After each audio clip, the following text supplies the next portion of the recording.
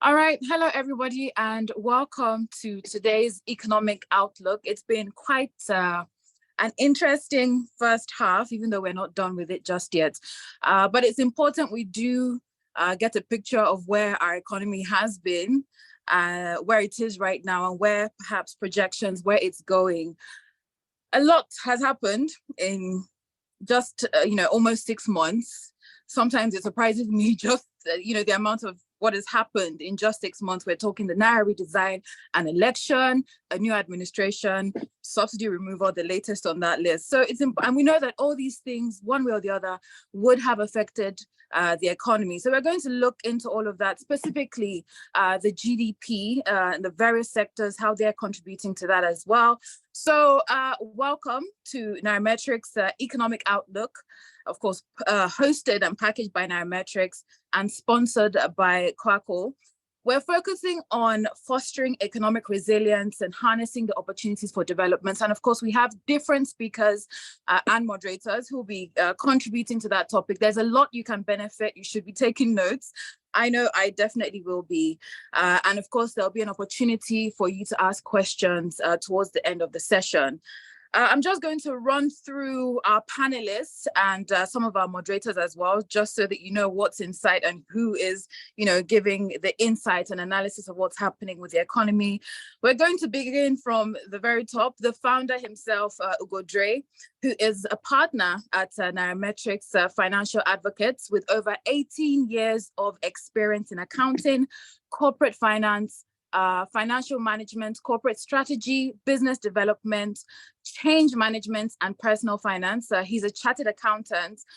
He's known, of course, for his expertise when it comes to financial advocacy, when it comes to financial literacy as well, financial analysis and blogging. We know that he is a pioneer of personal finance, somebody a lot of people look up to in the space, especially here in Nigeria. Most recently, he was recognized for his hard work. March 2023, he was recognized for his achievements and won the Ernest and Young West Africa Entrepreneur of the Year Award. Perhaps you can, in your own corner, whether or not I can hear it, give him a round of applause for that.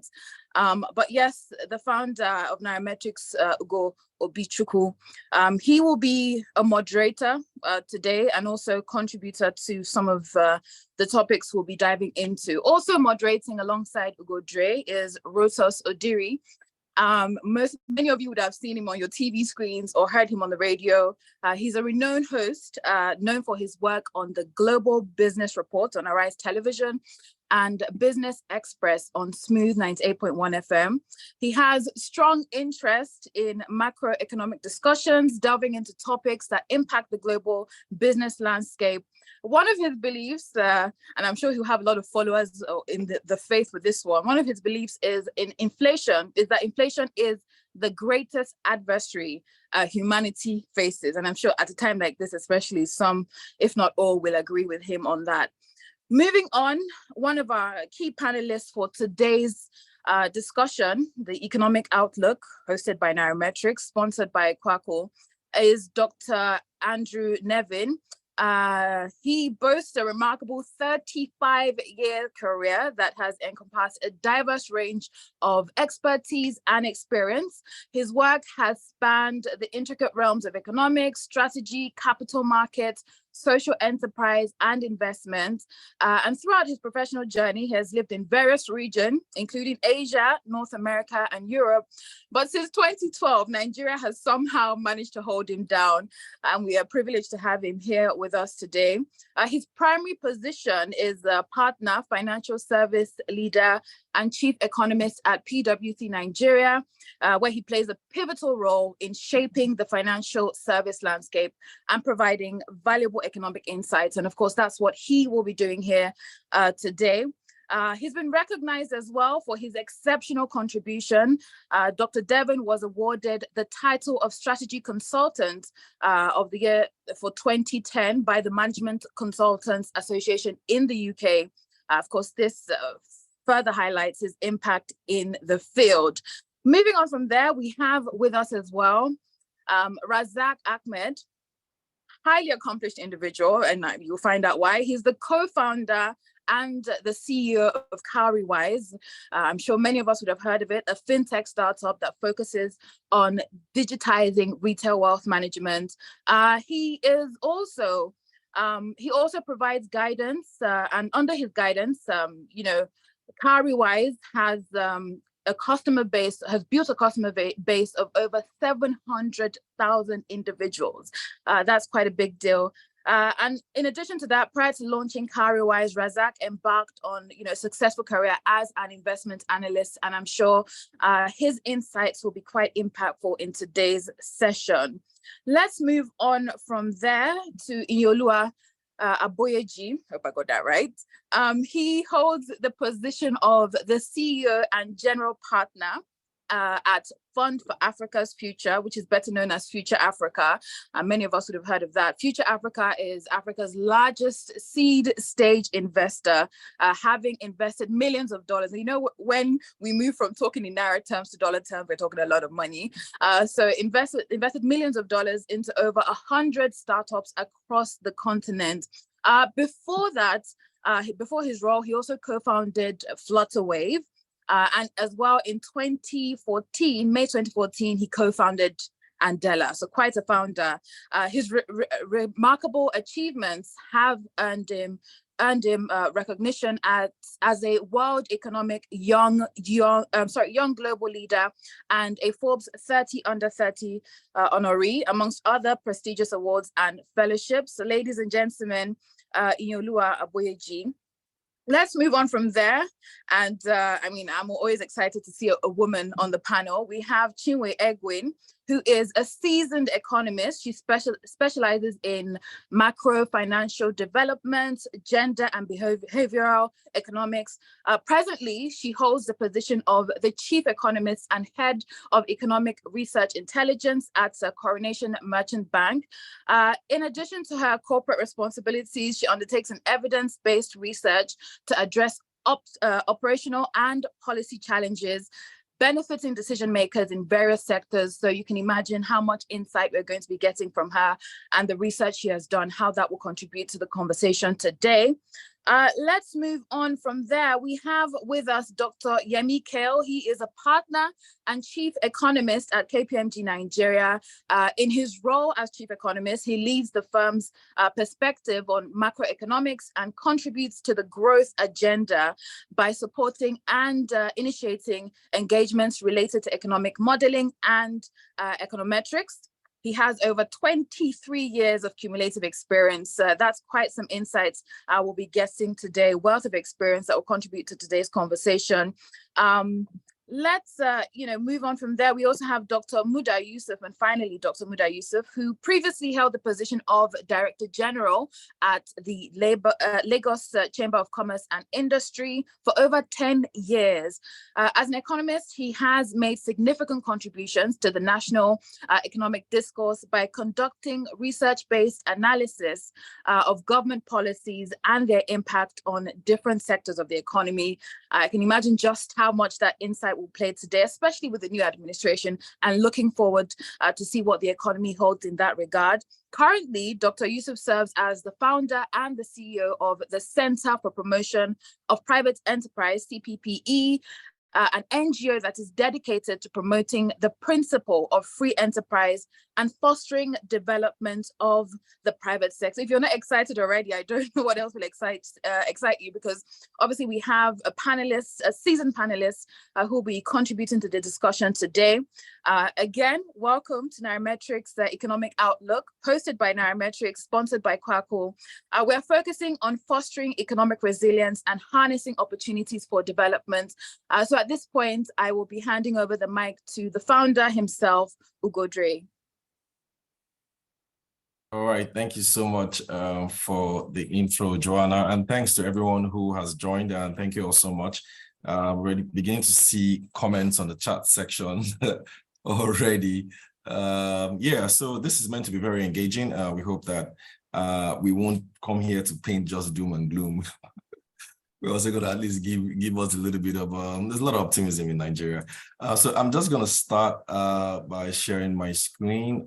Just give me a little bit to time to share my screen. I'm trying to look for where my slide is. Just 1 second. There you are. Okay. I hope you guys can see my screen. So this is just to take us through just a short intro. This should set the stage for today's discussion. Please let me know if you all can hear me as well. Okay, I have my WhatsApp here just in case I need to get a message about one of my connection. All right, so where are we in Nigeria today? So today, these are basically the three major things facing Nigeria. Three major challenges. We face high inflationary environment. We are in a fiscal crisis, like a lot of people know. And of course, we're facing tepid economic growth.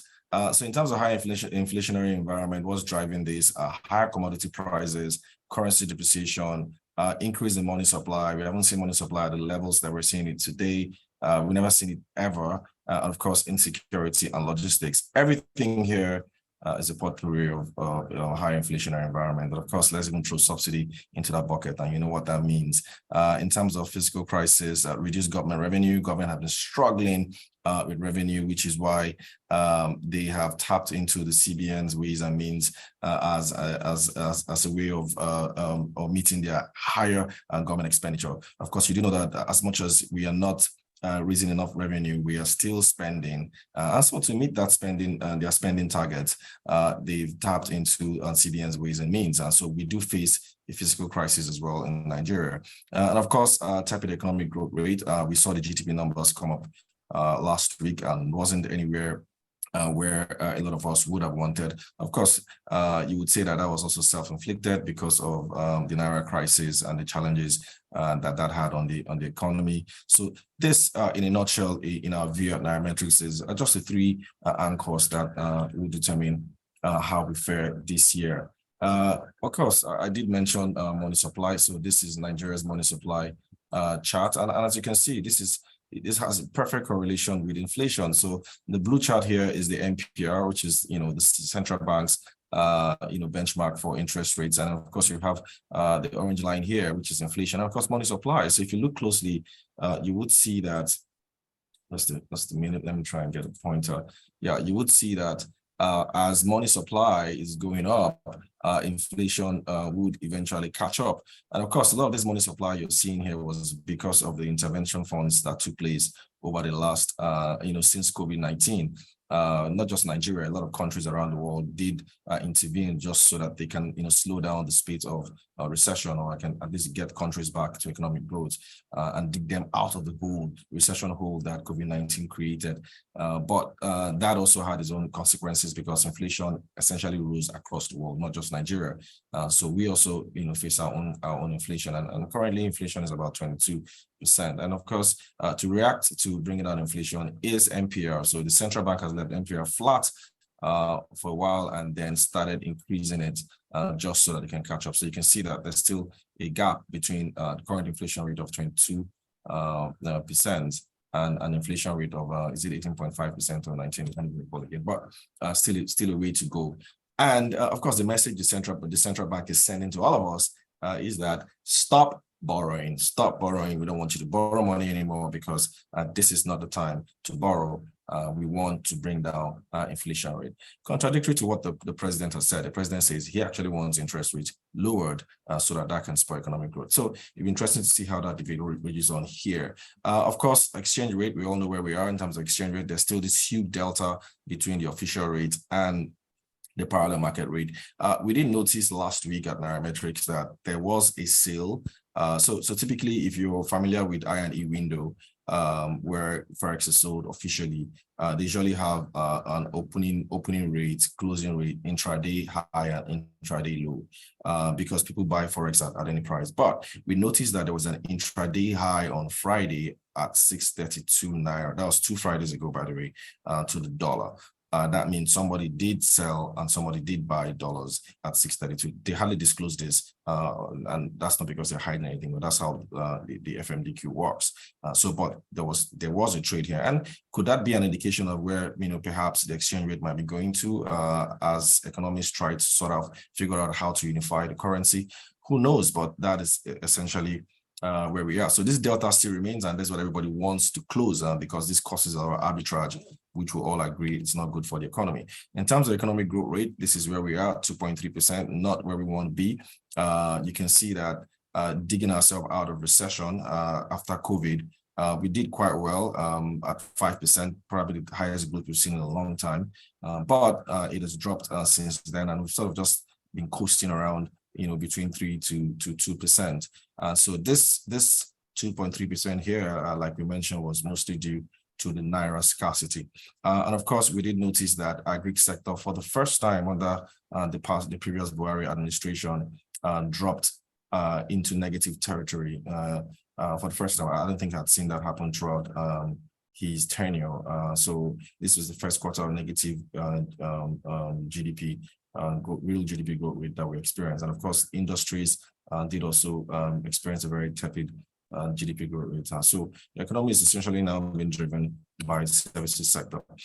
This just speaks to government revenue. Like I mentioned, this is as of last year. I don't think they've updated these numbers yet, but this is the figures we have last year. So you can see government's budget is 9.9 trillion, aggregate, 8.2 trillion. Amended budget for 2022 revenue, and of course you can see prorated between January and August 5.4, and this is what we've gotten. So, and if you just come here and look at how much we're spending on debt servicing alone, okay, this is the expenditure side. So if you look at your actual debt servicing versus actual revenue, you see that there's a huge gap. So we're probably even spending more on debt servicing than on revenue. So fiscal side of the government is in pretty bad shape. And as you can see, we actually even have been servicing ways and means here. We did service it last year. I think projection is that now that the National Assembly has nationalized ways and means or securitized it, it's likely going to cost Nigeria 2.3 trillion annually just to service it. And this excludes principal. So this is the total debt we have in Nigeria. This is slightly more than this because we do understand that ways and means is now 26 trillion. So we're looking at, we're in the region of 70 trillion Naira as our public debt in Nigeria. Of course, these are all the people we're owing. The Chinese remain the only country, the single largest creditor to Nigeria per individual country. Of course, all the other countries are nowhere close to China. Of course, most of our debt are to multilaterals. You see the IMF, AFDB as well. Euro bonds remain a major source of forex for us, even though it's debt-related forex. So this is the composition of Nigeria's debt. The reason why we are a lot better than Ghana, of course, is that most of our loans are in Naira. As you can see here, about 70 or so 75% of our loans is essentially in Naira, which is why we at least have some room to maneuver. Okay, so this is the economy that the Buhari administration is going to be leaving for Tinubu administration. We did share this a couple of days ago at Nairametrics. So he made 9 trillion in GDP. He's taking it to 199.3 trillion. But of course, this is nominal. Everybody wants to look at real GDP growth rate, annualized. Or using a compounded annual growth rate has been 1.3% all through the Buhari administration. Not that very encouraging. Pretty slow. Of course, to be fair to that government, they had their own challenges. Oil prices were at an all-time low at some point. They faced COVID-19. There were just several geopolitical crises as well that affected Nigeria and of course the world over. So and of course self-inflicting issues as well, policies that has ensured that our GDP growth is nowhere where we want it to be. In terms of CPI inflation, rather than look at it on an annual basis, we did also look at where we are in terms of the inflation basket in 2015 versus 2023 when they were leaving. And as you can see, inflation has gone up more than twice. Price of goods and services has gone up more than twice. Which is a compounded annual growth rate of 15%. Year-on-year inflation as well. This is just this April versus May. At the time when he came in, inflation was at 8%, and then when he's leaving, it's at 22%. And then I think I mentioned the public debt already. Now, this is one that is very, very disturbing. Fiscal deficit. The government left net fiscal deficit at 8.6 billion. They are leaving fiscal deficit at 8.3 trillion. That's just incredible number there. And of course, import and export, they're neither here nor the end of there. At least they are living with a current surplus, a lot better current surplus at $1 billion. Capital importation. This is one of the major reasons why FX has been a problem in Nigeria, where we have falling exchange rates, for those who keep wondering. At the time when the Buhari government was coming in, 2014, the year before, we were able to attract $20.7 billion in capital importation. Of course, a lot of this was from foreign investors who were buying portfolio securities, particularly stocks and bonds and all that. But by the time the government is leaving, it's now 5.3 billion, and with very, very little to nothing going into the stock market. So foreign investors are kind of discouraged with our FX policy, so they haven't come in at all. So this is one challenge that we've had, and one of the reasons why you see the exchange rate depreciating that much. External reserves are slightly better. Of course, this was also because of the loans that we've collected. So $28 billion and is leaving $35 billion. Exchange rates, this needs no explanation. And of course, the stock market, interestingly, has done well under the Buhari administration. They did very, very well. If there's anything that did well under this administration, it's been the stock market. We're getting close to where we were in 2008-9, if you remember, when the stock market went bust. So it's taking us that long, but we're getting close as well. We did have a Tinubu as he was leaving. So Buhari as well has left with the Buhari as well. So stock market has done pretty well. Corruption index, which is what we all expected the government to fix, hasn't really, materialized that much. Unemployment and underemployment, and last time we saw numbers was 2020. So combined, we are at 56%. So to round up, what does the new president need to do? Fuel subsidy removal. I think this has happened already. We are beginning to see the effect. I'm sure this will be discussed today. Fiscal crisis and tax reforms, they need to fix this. I do think that there's going to be higher taxes for a lot of people. That's the only way out of this. We need to also fix Nigeria's local and foreign debt. There's dwindling oil and gas exports. This needs to be fixed. Exchange rate stability. The president has called for exchange rate unification. That doesn't mean that's exchange rate stability. So they need to also ensure that we have exchange rate stability despite exchange rate unification, in spite of unifying the exchange rate. Insecurity remains a problem.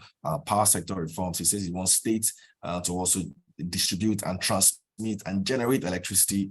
Interesting to see how that works. Tenure of the CBN governor as well. This also needs to be started. There's just been so much rumors around whether the current CBN governor is going to be removed or whether it's going to stay. I think for investors, they need to see get a bit more clarity here, whether we're still going to allow the current CBN governor to finish his tenure or if somebody else is going to come in. If somebody else is coming in, then of course policies do change. And so people are going to be waiting to see what happens here. Appointment of cabinets and key executive positions, very, very important. Without this, businesses can't kick off. So the economy is currently in a stalemate or in a standstill because we don't know who is going to be leading the economic revival that we all want. Youth disenfranchisement. A lot of Nigerian youths are very unhappy because of the outcome of the elections.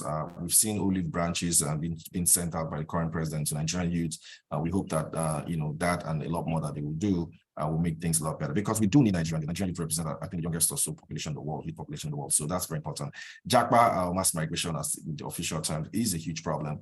As much as we see a lot of Nigerians go, that is brain drain here, and that can actually derail a lot of the economic policies of this government. So how they fix this does matter. So back to you, Joanna. That is my presentation. And I hope this sets the tone for the discussion, interesting discussion that we're all going to listen to very much today. Thank you. Indeed, I imagine it will. Definitely quite the insight there to where our economy is and is coming from. Like you said, a lot to be fixed. And some would say that perhaps the president has already set that in motion on some level. But hopefully we see movement in the right direction and not just mere motion. Coming now to the next and the first panel, we'll have Rotas, who's going to moderate that, core strengths and areas of unique advantage. Over to you, Rotas.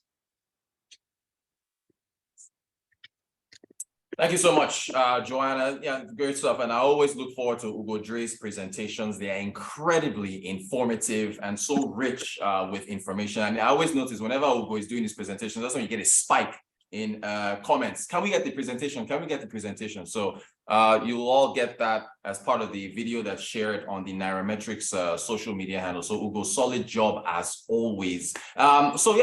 Rotus Odiri here, Global Business Report, Smooth FM's Business Express, Global Business Report on Arise TV. About to get into this. We're starting on a positive note.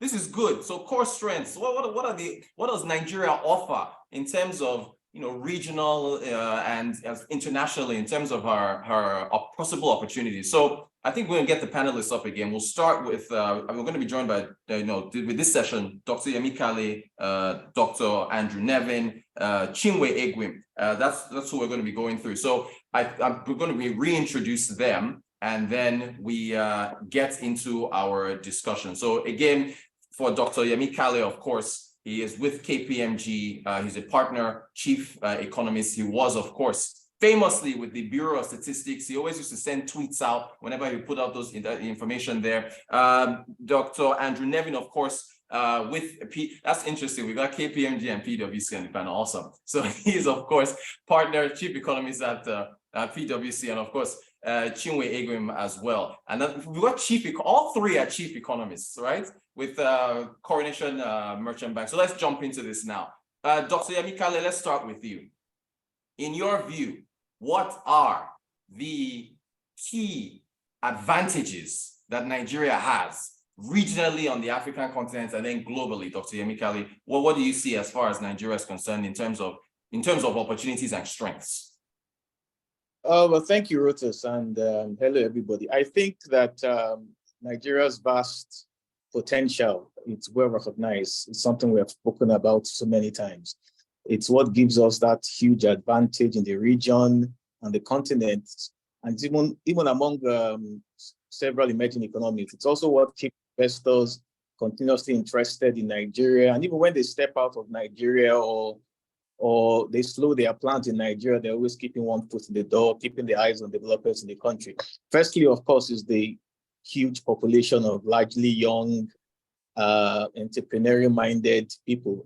I think average medium age is about 18, and this suggests a big potential, huge market. And associated with this is the large potential workforce for the future. Especially as in Nigeria, you find that our natural resources actually need that large labor force, especially if they are properly skilled. That huge population can also be tied to the sizable remittances that we get from so many Nigerians living in this diaspora. Secondly, it's several mineral resources, from oil and gas to at least 34 globally and highly demanded solid minerals, from tin ore, coal, columbite, copper, lead, and so on. There's uranium in some parts of the Northeast. And now the presence of these mineral resources enables Nigeria to tap into the global race of rare earth and commodities, especially as the world is gradually moving away from fossil fuels. Thirdly, the huge arable land, about 650 kilometer square meters, which is, I think, significantly less than half of it has been exploited. And this presents Nigeria with the opportunity to become a major powerhouse for exports of raw, semi-processed, processed agricultural commodities. And at the same time, several exportable commodities can be produced. For example, rice, cocoa, palm oil, peanuts, and so on. Even in the parts that have been exploited, which is less than 40% of the arable land, they are generally scattered subsistence farming, characterized by simple tools, traditional low productivity means of production. So you can imagine the huge potential still untapped, especially when you consider in addition our diverse climate, from the tropical areas to the coast to the arid zone of the north, which means we can possibly produce virtually all agricultural products that can be grown in tropical and semi-tropical areas in the world. Then you also have to take into consideration the two maritime flanks, the eastern and western flank, that enable the development of major export markets for shipping crude oil, various petroleum derivatives, gas, fishing, seafood, all those agricultural commodities I mentioned earlier. Also, its location along the coast as well as the Atlantic, its proximity to the Gulf of Guinea, all these present opportunities to feed the West African coast, the Gulf of Guinea, and also to export to South Africa, as well as to be a major hub for maritime trading within sub-Saharan Africa. It also gives an opportunity for massive tourism as well. So in short, I would say Nigeria's advantages, we can summarize it, lies in its people, its diverse natural resources, and its location. Arguably, there's no other African country that possesses all three simultaneously or possesses it in greater quantity than Nigeria. Thank you so much for that, Dr. Kali. So I want to follow up on that. So excellent stuff, youth and population, natural resources, the maritime channels.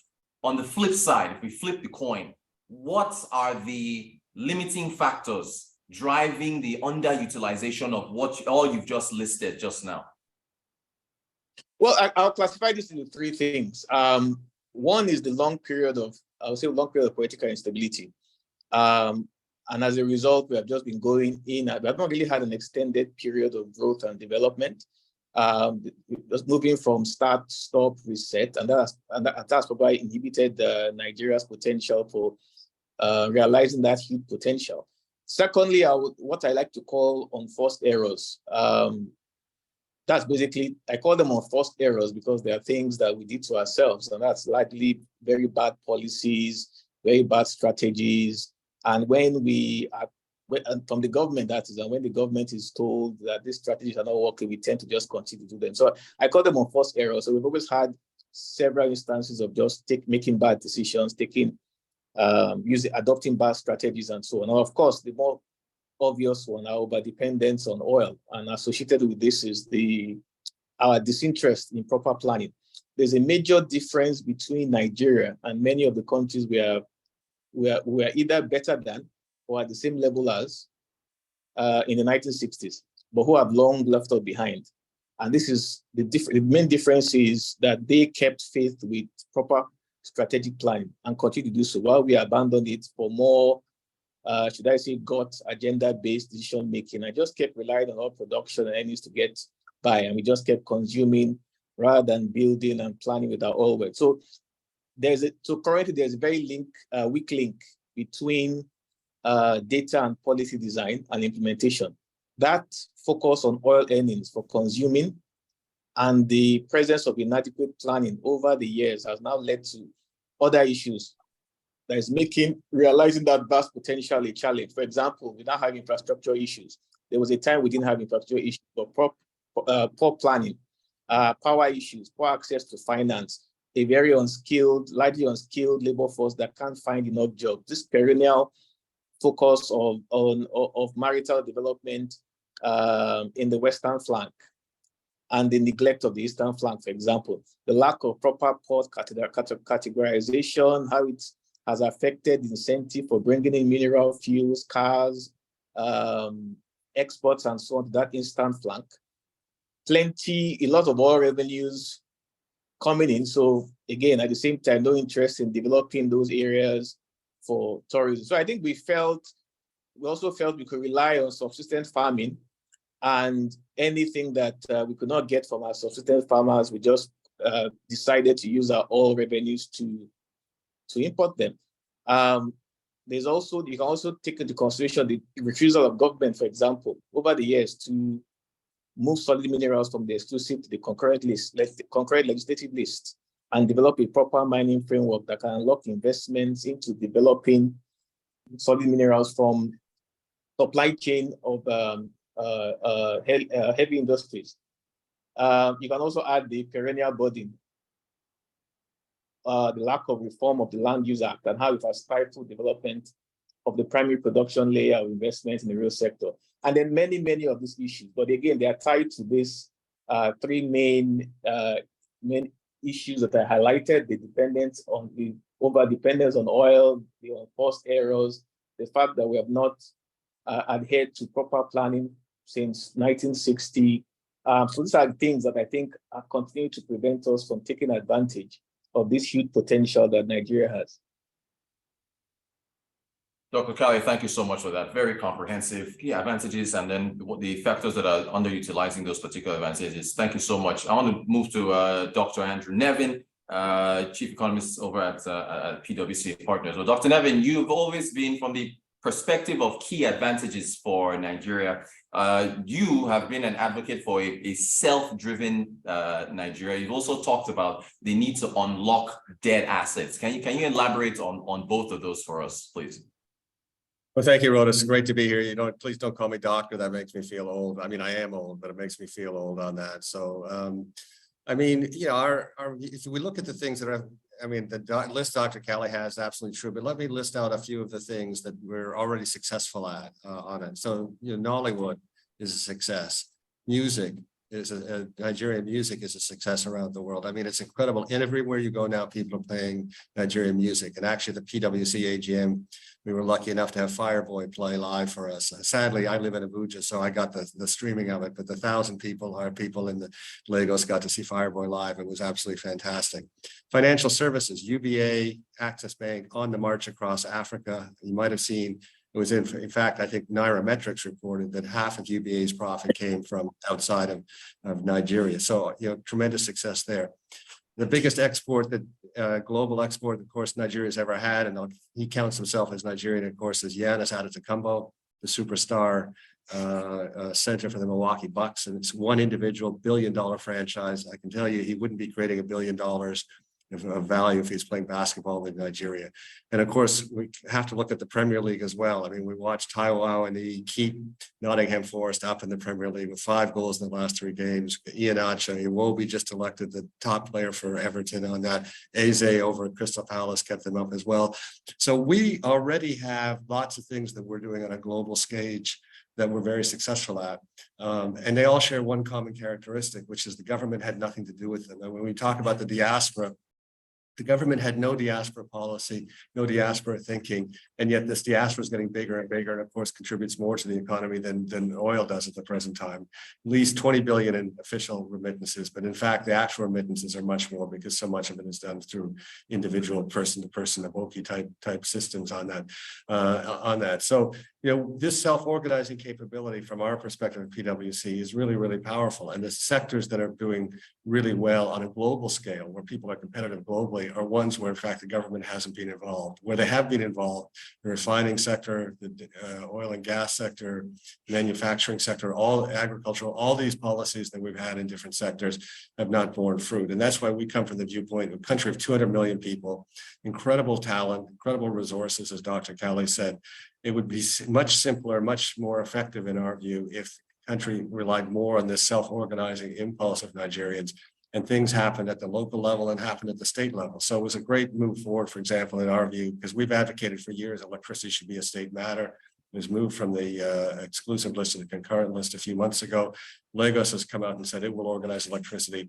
I'm pretty sure any state that wants electricity can figure out how to organize itself. And I think Dr. Kali is exactly right on the minerals. I mean, one of the things that I've said over the years publicly is in fact, there's no large scale mining, no world-class mining in Nigeria, despite all of these world-class deposits.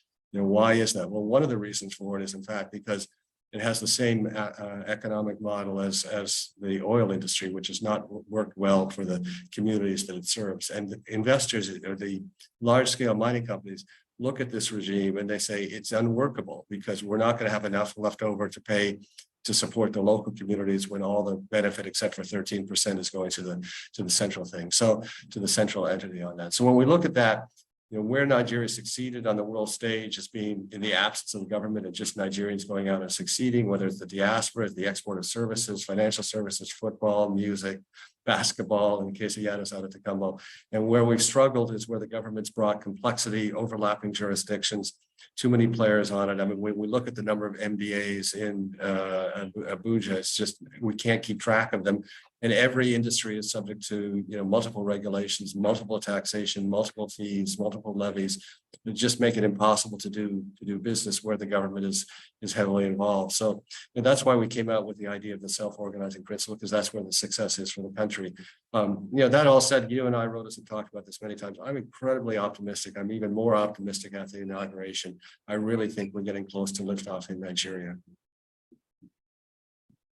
Thank you so much for that, Andrew Nevin. Now, what about the debt assets? Can you speak to that? So we put out the paper on debt assets a few years ago before COVID, and you said, look, the country's incredibly rich. We just have too many assets to produce no return. We have Ajaokuta Steel, which produces no steel and absorbs resources. We have the 3 refineries, which produce no refined product and absorb resources. We have the new international terminal in Lagos, $500 million borrowed from the Chinese, and international flights are not using that terminal. It's a dead asset. And so many assets at the federal government level, in some cases the state level, are not only producing no return for the country, but they're producing a negative return. They're absorbing resources. I have to believe, I've worked a little bit in the steel industry early in my career, because of course Canada does have some steel production. I have to believe that any steel plant built in the 1970s not producing steel actually has a value of 0 at this stage. So yet we continue to pour resources into it. And of course, then we have the dead assets in the real estate sector. As Dr. Calley said, because we have some challenges around the Land Use Act, around the mortgage market, around titling, we're not getting the impulse out of real estate that we should. That said, I think the government, prior to the handover to the change in administration, did a very important thing. They established MAFI, which is the Minister of Finance Investments, which is the arm that's supposed to look after all the national assets, federal government assets. And I think they've established a very good team there, private sector led board, very strong MDA, and they're there because they're trying to maximize the value out of these dead assets. So I hope to see some improvement on it, but that's a key part of the economic program for the new president, His Excellency, is getting some value out of dead assets. And even a starting point is not to continue to put resources in dead assets and make some decisions around which dead assets need to be abandoned. Thank you so much for that, Andrew Nevin. Let me go to the Chief Economist over at Coronation Merchant Bank, Chinwe Egwim. Chinwe, the IMF, the World Bank continually talk about the tailwinds of demographic dividends in the context of, I guess, the Asian nations and so on. Chinwe, can you speak to the dividends of demography within the Nigerian context? As far as what those dividends would be? Thanks, Rufus. I think maybe what I'll do is I'll try to paint some context before I now dive into Nigeria. But yeah, like demographic dividends are economic benefits of a country's, age structure, especially when there is a large working age population relative to the dependents, right? And dependents being children and the elderly. And these benefits can be realized through increased productivity, labor supply, savings, which all positively impacts economic growth and development. Now, regarding Nigeria, the potential dividends of demography have not been materialized, in my opinion.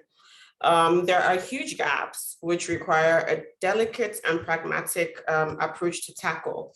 So the latest labor force data that's available in the public domain show that about 116 million Nigerians were within the labor force age bracket in 2020, so about 3 years ago. But over half of Nigeria's working population are unemployed. The unemployment rate is definitely above 33%.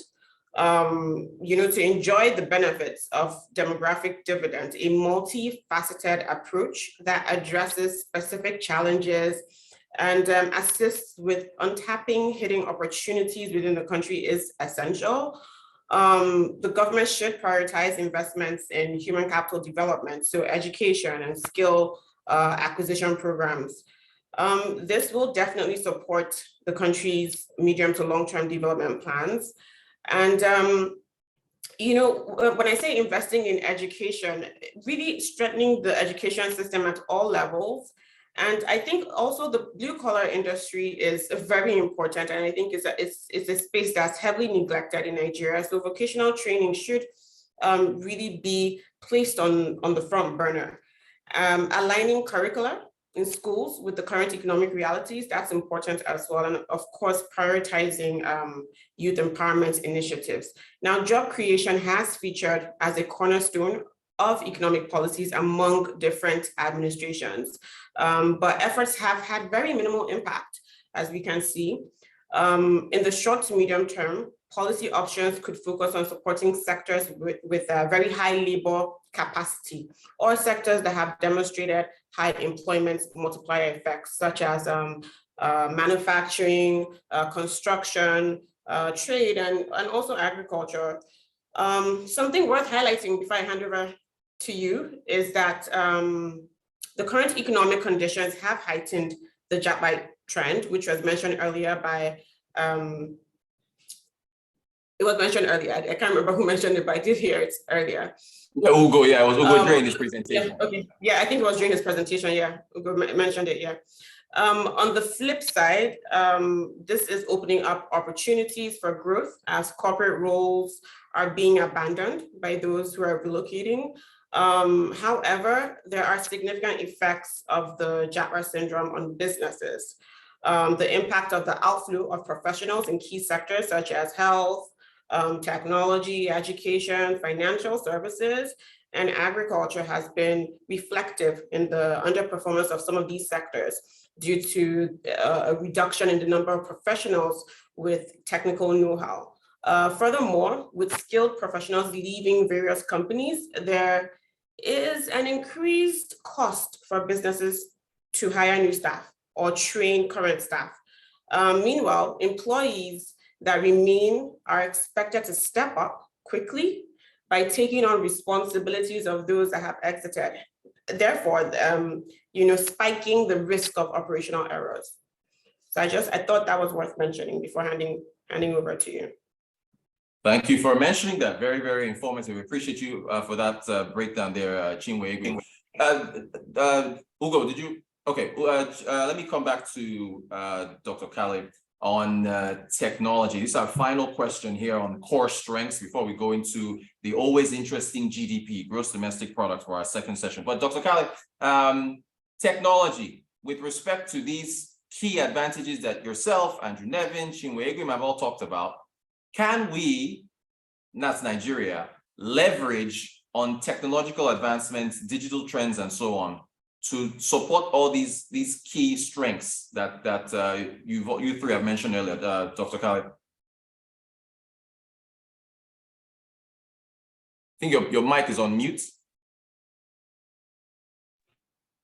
Like I said, absolutely. I think a lot of the things that Nigeria needs to do to fix a lot of these challenges lies in technology development, whether it's expanding the tax net, whether it's fighting corruption, improving public expenditure, virtually almost everything, whether it's deepening financial inclusion. I think technology is the way to go. And I don't even think that, I think there's still huge, significant growth for the technology sector. I don't even think we have cracked the surface as far as Nigeria is concerned. For example, in terms of integration of data and voice into payment and transactions or payment service banks, or with respect to the Universal Service Provision Act, which can help raise the number of base transceiver stations in areas where traditional market conditions do not meet, or as a tool to increase coverage and bring more people into modern day telecommunication services. I think India, for example, is a very good example of the potential the ICT services sector holds. That is assuming that government can commit to backwardly integrating production of pipes, broadband Ethernet cables, accessories, and so on, so as to reduce the cost of production of pipe laying per kilometer. I think if government invests or focuses in the development of data centers and ensure that beneficial ownership is kept within Nigeria just for national security purposes, if government builds global value chains that employs, by doing that anyway, government is able to build, will be able to build global value chains that employ thousands of these young people in the job market on a yearly basis. It also be able to pay more tax to government. It will also contribute to consumer spending. So I think technology is actually and there's a reason why the technology sector is actually the sector that has been driving growth, even within the services sector, and since 2015. But like I said, I don't think we have scratched the surface. I think there's huge opportunity for development, for growth in that sector, and I think it's probably the biggest is the biggest area in terms of our ability to continue to grow more quicker than we are already doing, and to solve many of the challenges that we have in all the different categories of the economy. Dr. Kali, thank you for that. I just want to follow up because yes, and thanks for mentioning growth. I think it was 7.9 trillion or so in 2016. It's about 16 or 17 trillion or so. I mean 2022. So you're saying what? And you just said we haven't scratched the surface. So by that you probably mean there's room for further growth.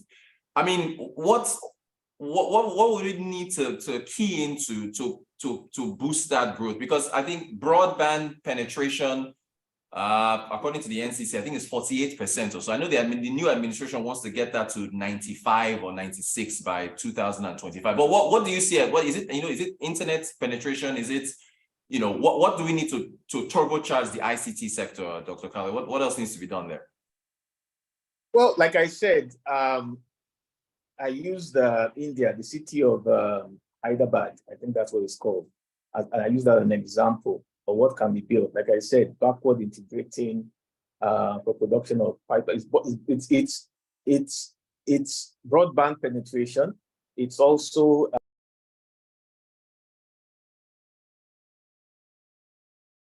okay, I think we may have I saw his finger going across the screen. So I think Dr. Kali may have pushed the button and ejected himself by accident from the panel. So I'm sure he'll be back. I'm sure he'll be back because his finger was going over the screen, and then maybe he was trying to end the call. Sometimes people will be calling you when you're on these panels, and then you try to end the call, and then you hit exit, and then there's the leave button. See, everybody can see the leave button at the bottom right. All right, Andrew Nevin, let me have you jump in. I'm sure Dr. Kali will come in at some point. You're also a big tech advocate. So can you just quickly pick on, I guess, where he left off, Andrew Nevin, on the potential for the ICT sector within as a subsector? Thanks, Rhodas. I mean, we put out the papers last year, which said, look, the actually biggest way to increase Nigerian exports is by putting Nigerians into global value chains, services on that. And all of the trends that Dr. Kali highlighted are exactly there. And particularly with COVID, we realized much more can be done remotely than could be done before. And he was talking about Hyderabad. I was recently in Bangalore in India. They have 2 million ICT workers in Bangalore. And I can tell you it's a very prosperous place. So in our paper, we talked about young Nigerians joining global value chains remotely. So they're doing things like software development, like animation, like call centers, like BPO outsourcing, but also doing things like legal work, accounting work, which changed the way PwC and KPMG work. And it's already happening. I mean, people know I talk all the time about our national heroine, Amal Hassan. I mean, she's the founder of Global Outsource. She has, I think, getting close to 2,000 people in Kaduna and Abuja, which serve global companies in all of the fields that I just mentioned on that. I mean, we need 100 Amal Hassan. She's now expanding to Gombe, which is a very important point that people need to understand. Is one reason the strategy is so important to the country is it can be done everywhere on it. I mean, we can't have a situation where Lagos continues to groan under the infrastructure challenges. People feel like they need to go to Lagos to get a good job. So if you look at Edo State, for example, His Excellency Governor Obaseki, clearly on this strategy, he's aiming for 35,000 software developers. He started down that program. He's already inserting software developers into global value chains. So in our paper, we put out the number 2 million Nigerians inserted into global value chains. And of course, if you have 2 million Nigerians earning FX, you quickly solve the balance of payment problem. You quickly solve a lot of our economic challenges because, of course, when they earn those wages, or salaries, just like what I saw in Bangalore, they go out and buy things. They buy a home for their parents. They buy a car. They go out and party. Bangalore is a big pub culture. The pubs were all full of young people when I was there in December. So That for us is the best way to really drive exports quickly. And one of the reasons we can do it is, of course, we don't have to worry about the physical ports infrastructure. We don't have to worry about the road infrastructure. We don't have to worry about the electricity infrastructure, because these jobs they take some electricity but can be delivered by solar. But as Dr. Kelly said, it also needs some support from the government, particularly about creating this enabling environment we always talk about. There are 40 different taxes and levies that are applied to the telecommunications industry, multiple MDAs, multiple taxation, and of course, President Tinubu talked about it in his inaugural address. And so if we want to get those 2 million remote jobs, and 2 million to me is a low number in 10 or 12 years, as we put in our paper, because there's 28 million software developers in the world going to 45 million. Whether there's AI or not, there's always going to be people involved in driving the IT industry on that.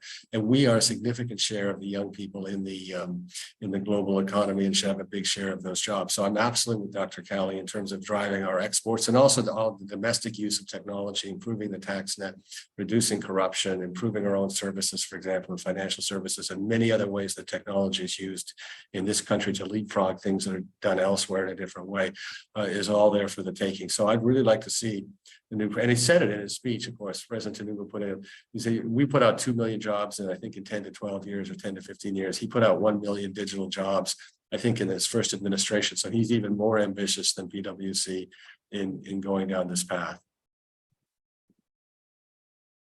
Thank you, Andrew. Nevin, we have Dr. Kali back. Well, right before I get back to Dr. Kali, it would be a crime on my part to mention ICT and not have Razak Ahmed, CEO and co-founder of Cowrywise, not to chip in on ICT. And I know Razak is for the 3rd and 4th session with Ugo Dre, but I'm switching up the rules here. Let me just pull you in. Razak, please give us your thoughts on ICT. You're a player in that sector. How do you see that sector for the economy? Yeah, thank you, Rotus. It's my pleasure being here. I think Dr. Kale and Andrew and Chinwe mentioned a couple of points that are very vital. What I would just add to the point they've mentioned with respect to ICT, especially when it comes to how advancement in ICT can enable us unlock additional growth opportunities, is largely on the basis of the attributes that information technology has generally. And given our demographic structure, landmass, we are, based on some sources, above 200 million people in the country. By any standard in the world, that's a very big country. And in terms of landmass as well, it's a very expansive landmass that we have as a country. So everything about Nigeria is about scale, right? So what technology enables us to do is, when technology is deployed to solving key problems, say, for example, revenue drive, or solving the problems in port, or solving the problem of securities, what technology enables is largely deploying the solution at scale at an effective rate. And that's a fundamental attribute that technology can enable when it comes to solving some of these problems. If a very small country, for example, we can do some of these things manually, we can do some of these things with brick and mortar, but given the dire situations that we face right now as a country, we need to solve problems very quickly, because some of these problems have been on for a very long time. So we need speed, we need efficiency, and we need solutions that work with some level of precision. And that is what technology can enable you to do. With a click of a button, for example, you can widen the net of your taxable base, right? If technology is deployed towards tax mobilization.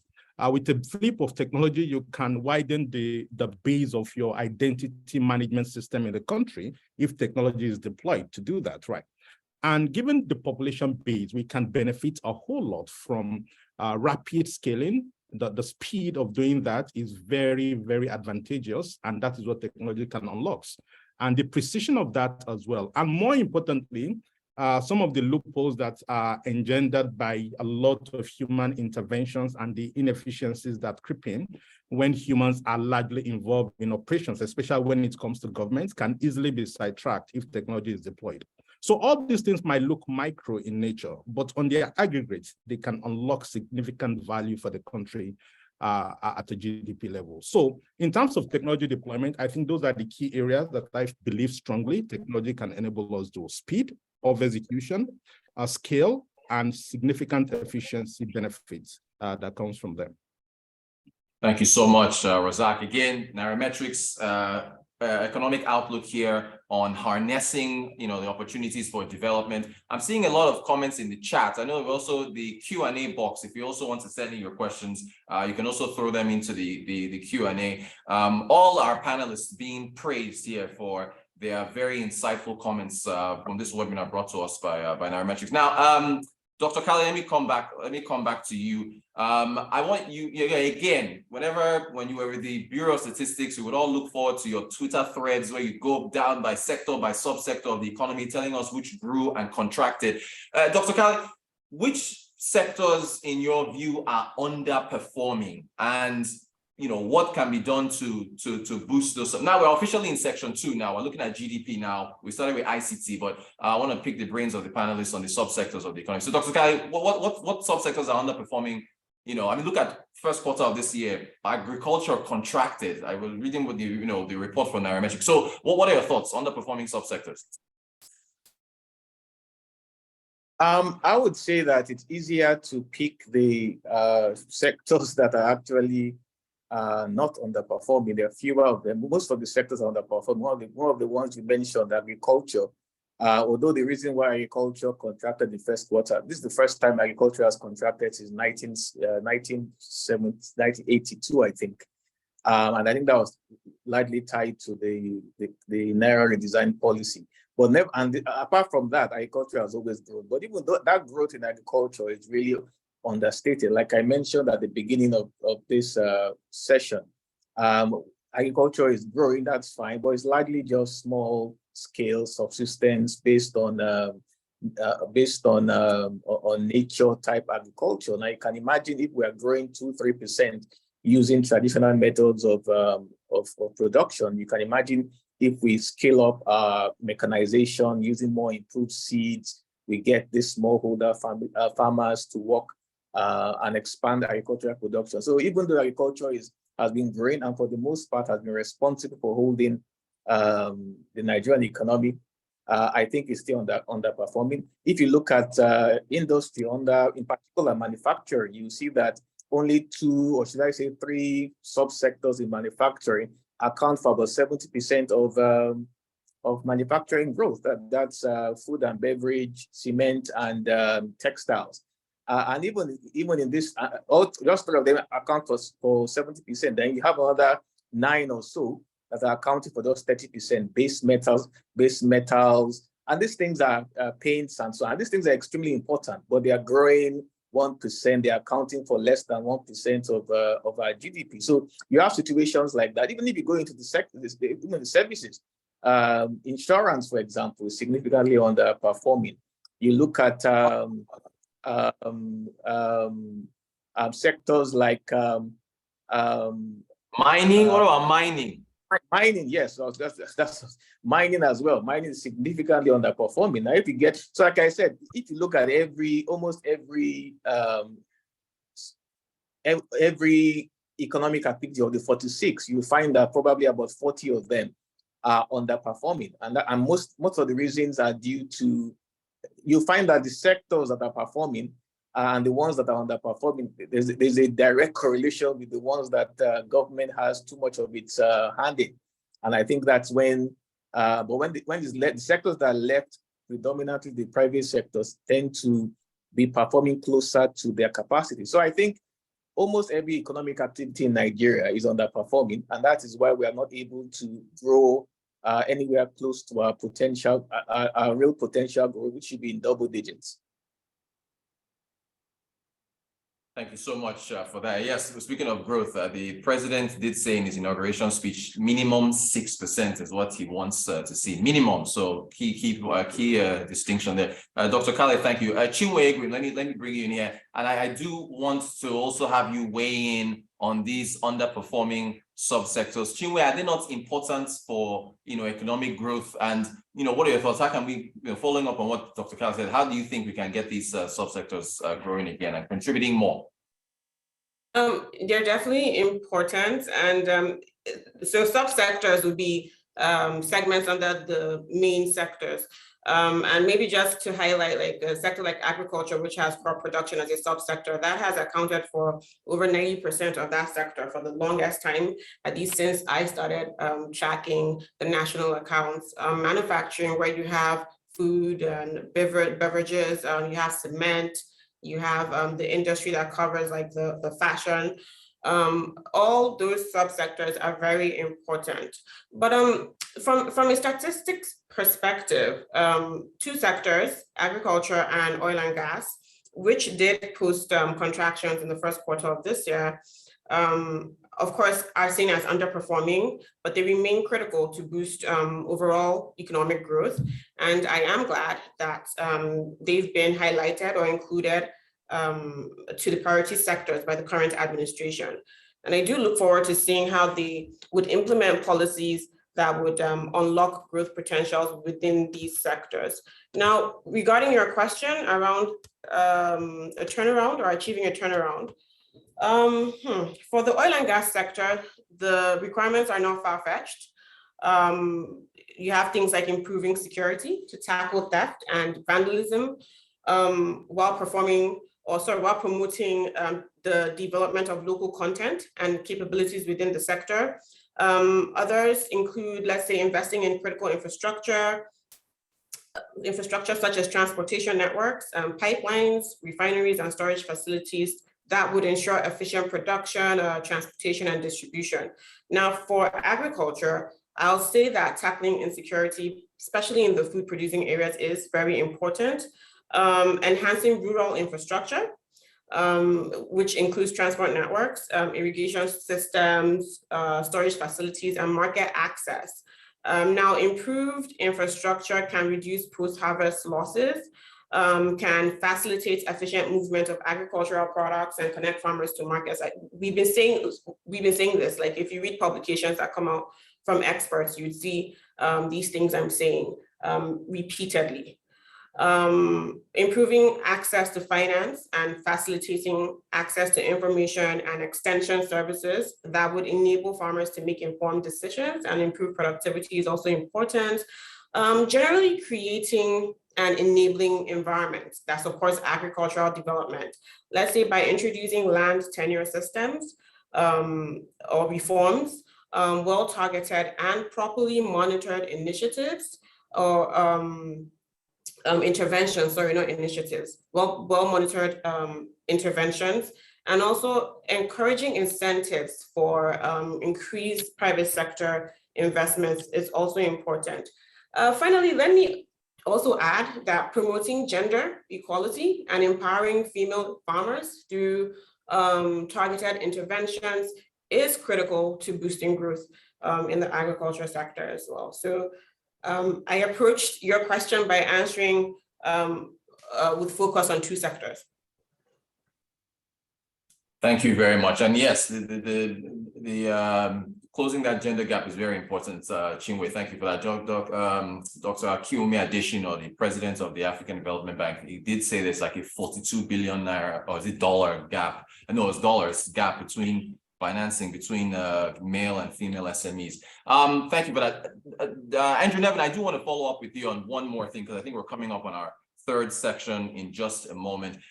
Since we're talking subsectors, and Andrew Nevin, you've always praised Nollywood, you've praised our performance in music, you've praised sports, you know, the Greek freak overseas, so for the Milwaukee Bucks, our Premier League and players in the Serie A, and Nollywood, but Andrew Nevin, we want to talk, they're all doing well overseas. So, you know, the Greek freak, he's earning money in the NBA. You've got our Premier League players earning money overseas. If you talk about how they can benefit us here, like Nollywood, this weekend, I think the #1 movie in the US box office, they bring in millions of dollars. How do we translate that to here? The music stars, your Temis and I saw Remy, or what's his name, over in India the other day. They're all earning money overseas. I mean, how do we translate that to here in Nigeria? Because when you look at the portion of GDP contributions, they're really low. Sports, I mean, yes, our players are doing well overseas in the NBA and the Premier League, but what about our local sports leagues here? I mean, we saw that viral video of heavy rain causing a portion of the stadium in Lagos to collapse. So, Andrew, Devin, how do we get that translated down here as far as those subsectors in entertainment, music, sports, and so on are concerned? Well, I mean, obviously, I use these examples to show that when you put Nigerians in the global value chains, they earn global wages, whether they're superstars or whether they're doing business processing outsourcing. And of course, I have 2 million people that want to go into global value chains. They're not all superstars. I mean, they're each a little bit different. I mean, if you take football, for example, I mean, we have a long way to go to develop the local league. But in Brazil, I think the transfer fees are about the third or fourth source of FX for Brazil, in fact. And we should be in the same way in football if we developed it locally. I don't think we'll reproduce another Yanastad and the Combo. That's a kind of once in a century kind of thing. But obviously the Nollywood, the Nollywood movies are produced in Nigeria, right? So to the extent that we get local watching of it, we have all the time, intellectual property things worked out. We are exporting that. I mean, Bollywood's done very well. It earns money for India. So each case is a little bit different. But I use those examples just to show how successful Nigerians can be in these global value chains. Some global value chains, if you stay in Nigeria and are working a global value chain, you're going to be bringing more value to Nigeria than if you're Alexa Iwobi and you have to go over to Liverpool to be able to deliver that value. But I'd like to see Nigerians inserted in global value chains in every field. And of course, one of the things it will help raise wages here. So if you go to the situation we have with the skill level, if someone can now work for Microsoft or can work remotely earning a global wage as a software developer, then when you're Access Bank or Zenith Bank or Sterling Bank and you want to develop your software platforms internally, you're going to have to pay a higher price to get those skill levels. So by putting these people in the global value chains, it's going to raise up the whole situation here. And also the other point about these global value chains is there are many young Nigerians inserting themselves in global value chains on their own. No help from the government, no path to it. They just figure it out. I'll give you one example. I came across a young man in Kano who, as an individual, managed to work on AI issues for a Canadian telecommunications company. So he's getting paid in US dollars. He's buying his parents a house. He's got a comfortable life. And this is happening at scale. And of course, every time you hear about one of these stories as a young Nigerian, you realize maybe I can do that too if I learn the right skills to go into these global value chains. So that's one reason that we're so insistent on this, because it doesn't take the government policy. I mean, there's a few things the government can do to support it. What it takes is millions of individuals on their own figuring out what they can do to insert, and they're highly incentivized to do it. And I had one estimate, which I haven't published because I don't have the facts, but one estimate, there are actually 300,000 Nigerians in Nigeria working global value chains. If that is true, that's absolutely fantastic. We're well on our way to 2 million, but whether it's 100,000 or 200,000, 300,000, we've actually started down this path and the progress is enormous. But I always use the example of the superstars because it gets people thinking about what's the value of a Nigerian. I mean, someone who has a university degree in Nigeria ends up as a security guard is earning 50,000 Naira a month, 40,000 Naira a month. I mean, $50 US. That same individual with a university degree, you then get some extra training to be able to join a call center, be in a BPO, is suddenly earning 20 times that, 50 times that. And that's the value creation that we're really trying to stress from PwC as you point. Excellent stuff, Andrew Nevin. Thank you so much. Okay, and that brings us to, I guess, the end of our first two sessions. One, of course, on the key advantages and that Nigeria can turbocharge and take advantage of globally and regionally in the African continent. And then, of course, the gross domestic product, the subsectors. So thank you so much to the panelists there for weighing in. I guess I'll hand over, back to Joanna. Right. Thank you so much, Reuters, for moderating the first and the second section. It's been quite some insight as to, where our economy is and the potentials for our economy when it comes to land, when it comes to labor. We've had our panelists give us some insights as regards that. And I think it was quite interesting when Andrew Nevin mentioned that the thriving sectors are the ones that are self-organized, that the government doesn't have anything to do with. But hopefully we see the government policies and regulations that do favor these other economies that need help, obviously, and need fixes. Other sectors that need fixes. Of course, in case you're just tuning in, you have missed quite a bit, but you can always catch up. This session will be posted on YouTube, I believe. And if you have questions, feel free to drop them in just a moment. I'm sure we'll get round to answering your questions after the third and the fourth section. Just a quick interlude from our sponsors. Of course, this economic outlook is brought to you by Nairametrics, but sponsored by Quackle. Quackle, they are is a global multi-asset broker, creating new opportunities in the financial markets and the global audience. Wherever they are, they're helping the people create, wherever their clients are, they're helping people create the future that they deserve. They provide simple, secure, and superior trading experience and services with transparency and innovative technology. There are more details on the screen. I'm sure you can, see it there and run through the brochure. Other things you may want to know, Quackle, they are unique and they provide unique and innovative ways to connect their clients, to connect you with the most suitable traders to copy. A Quackle investment lets you access the opportunities of trading without any advanced technical skill. So you might want to get into that and get more information on it. Their website, www.quacklemarkets.com, and of course across social media, LinkedIn, Facebook, and Instagram, Quackle_markets on Instagram. So you might want to check that out. But of course, the session continues, and like I said, keep dropping your comments and your questions as well. I'll be handing over right about now to Ugo Dre himself, the founder of Nairametrics, of course, who will be leading the discussions of the third and the fourth panel. We're talking policy expectations. We've talked about policy and how perhaps it's stifling some of these other sectors. So it'll be interesting to see some of the policies that need to come to play to enable the growth in these sectors. So that's the third session, and of course the fourth section, which will focus on opportunities recap across sectors. So I'm handing over to Ugo Dre now. Thank you so much, Joanna. Thank you so much. My God, I've learned so much already over the last hour or so from our of course, exciting panelists. Guys, one thing as Dr. Nevin was just talking, and Chinwe, and of course was Zach and Dr. Kala, I was just thinking to myself, I kind of have a way of supporting, sports clubs that have a lot of Nigerians, so for those who know me very well, I'm a big Miami Heat fan, and in Miami Heat, Dr. Andrew Nevin, we do have Gabe Vincent and Bama Dibari as well. And of course, the best football club in the world, Arsenal, does have Bukayo Saka as well. So, I mean, I think you guys got to also find a way of supporting Nigerians wherever they are, you know what I mean, and stop supporting clubs that don't have Nigerians. Anyway, on a lighter note, so this section, we're going to be basically looking at some of the policy outlines that the economic outlines, especially that the Tinubu administration wants to focus on. He had said that he's going to have 5 focus areas, even though he also mentioned that they're going to give us details.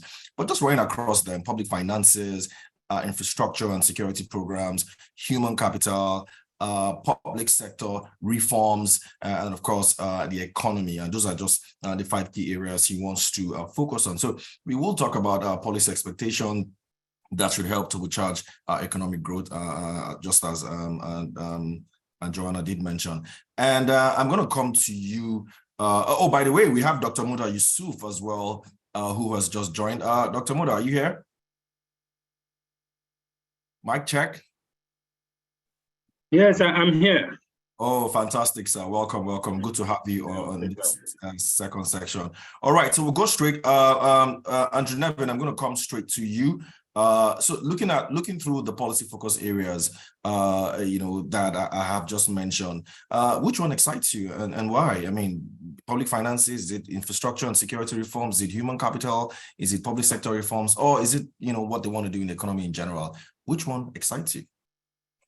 Well, I think, we've been clear in the last year or so that the number one economic issue is insecurity. And, I'm not a security expert, so I don't have any recommendations other than to say that we're very happy to see the focus on.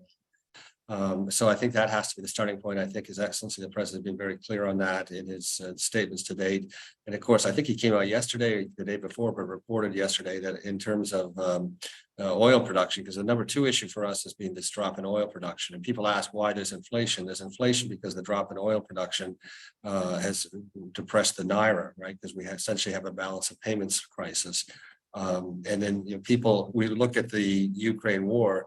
Nigeria should have been a beneficiary of the Ukraine war if we were producing 1.8 million barrels a day, 1.9 million barrels a day. And of course, in fact, it's been a disaster for us because we allowed production to go down to 1.0, and because of the foil subsidy, we in effect have no benefit from, we have a negative from an increase in oil prices. And I'm not sure if everyone is aware on this call, there's been no transfer from NNPC to the Federation account in 2022 and no transfer in 2023. So the second urgent thing after insecurity is getting hydrocarbon production back up on that. That's an immediate thing. And I think His Excellency the President came out and was in the press yesterday that he's very focused on getting that hydrocarbon production back up. So let's start with those two things. Of course, the foil subsidies make a decision about, and of course, we've also been over the years for the past decade very clear we need a unified exchange rate. So those are, you asked for one, those are four big economic areas that I think we're already seeing progress with the new administration. All right, thanks, Andrew. Still sticking to you. Let's just focus a bit on public finances, and some of the things that the president has said that he will do is remove fuel subsidy. He's also talked about reforms across resource allocation, and so that at least states can be more independent. There's also, talk around taxation, particularly widening the tax net, foreign debt as well, how they're going to fix it, securitization of government assets, and of course, which also dovetails to the debt capital that you did mention, and then CBN ways and means. But let's just even home in on the one decision that he's taken already, which is fuel subsidy removal. How does this affect Nigeria positively? I mean, I think that everybody knows how it affects Nigeria negatively. You've already seen what that means for it to fill a tank now. 100-liter tank will probably cost you between 50 to 60,000 naira. 50-liter tank will probably cost you 30,000 naira. So that has immediate impact on transportation costs and of course inflation. I think I did see a tweet from Dr. Kale saying that inflation could, jack up to about 30% or so because of subsidy removal. But there are positives. So could you just maybe, give us a little bit of insight into how this provides some sort of positive booster for the economy? Thanks, Hugo. So, let's be very clear about it. The NNPC is spending at least 400 billion a month on the foil subsidy, and they're not remitting anything to the Federation account. So to get a foil subsidy for you in Lagos, middle class, upper middle class people in Lagos filling up their cars, the governor in Sokoto can't pay pensions to his pensioners. That's the benefit to the country. The reality, we all know this foil subsidy is a form of corruption. We all know this foil subsidy is draining out of the country, and we all know that the benefit, to the extent it stays in Nigeria, is to the people that own cars and the middle class and upper middle class. The people that are losing on it, as I said, are the pensioners in states, the state employees. They can't pay their minimum wages. They're behind on that. So when you ask what's the benefit, that group's going to benefit immediately on that by the removal of the foil subsidy. And of course, we've been vociferous over the years that the foil subsidy has to be removed. We've seen for a couple of years, it was definitely on the way out. And we were very happy to see the president take this bold decision. All right. Thank you so much for that, Andrew. I'm going to segue right to you, Dr. Kale. Mic check. I hope you're still here. Do I see you? Dr. Kale? Got a question for you. Maybe let me just start with your own impression as well. What do you think about these 5 focus areas? Do you think that, maybe he got it right, or is there something that he's missing? Again, just to recap, he wants to focus on public finances, infrastructure and security, human capital, public sector reforms, and then the economy. I think he got, in terms of what is most urgent, he got them right, especially things that are to be completed within 4 years. To me, I'm more excited about public sector reforms and public finances. And public sector reform, we're not just it's not just the usual rationalize the public sector, the Orosari report and so on. But from the perspective of the capacity of the public servants themselves, no matter how good his ideas and no matter what he wants to implement, it's going to be implemented by the public service.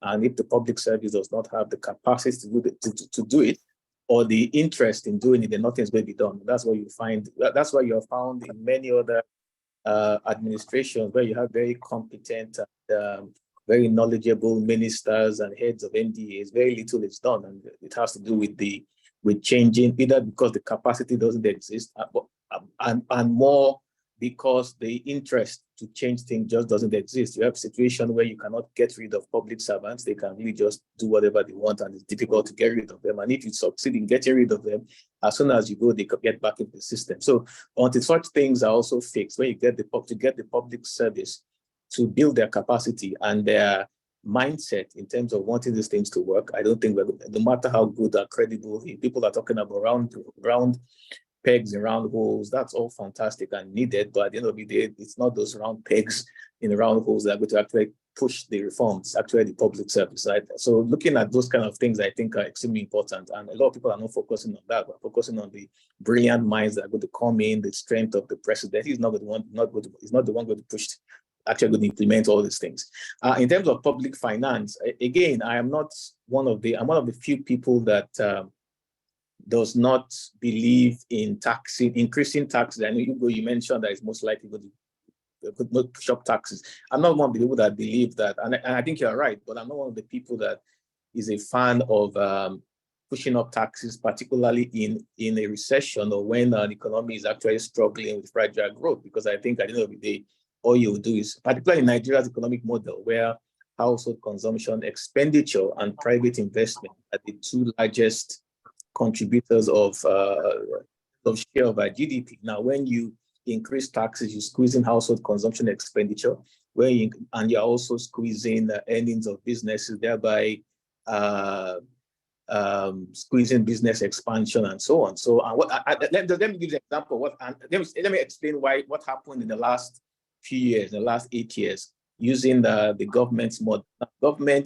The government model was public sector driven. So they expanded government expenditure, they expanded government investment. That's why you have so much infrastructure development.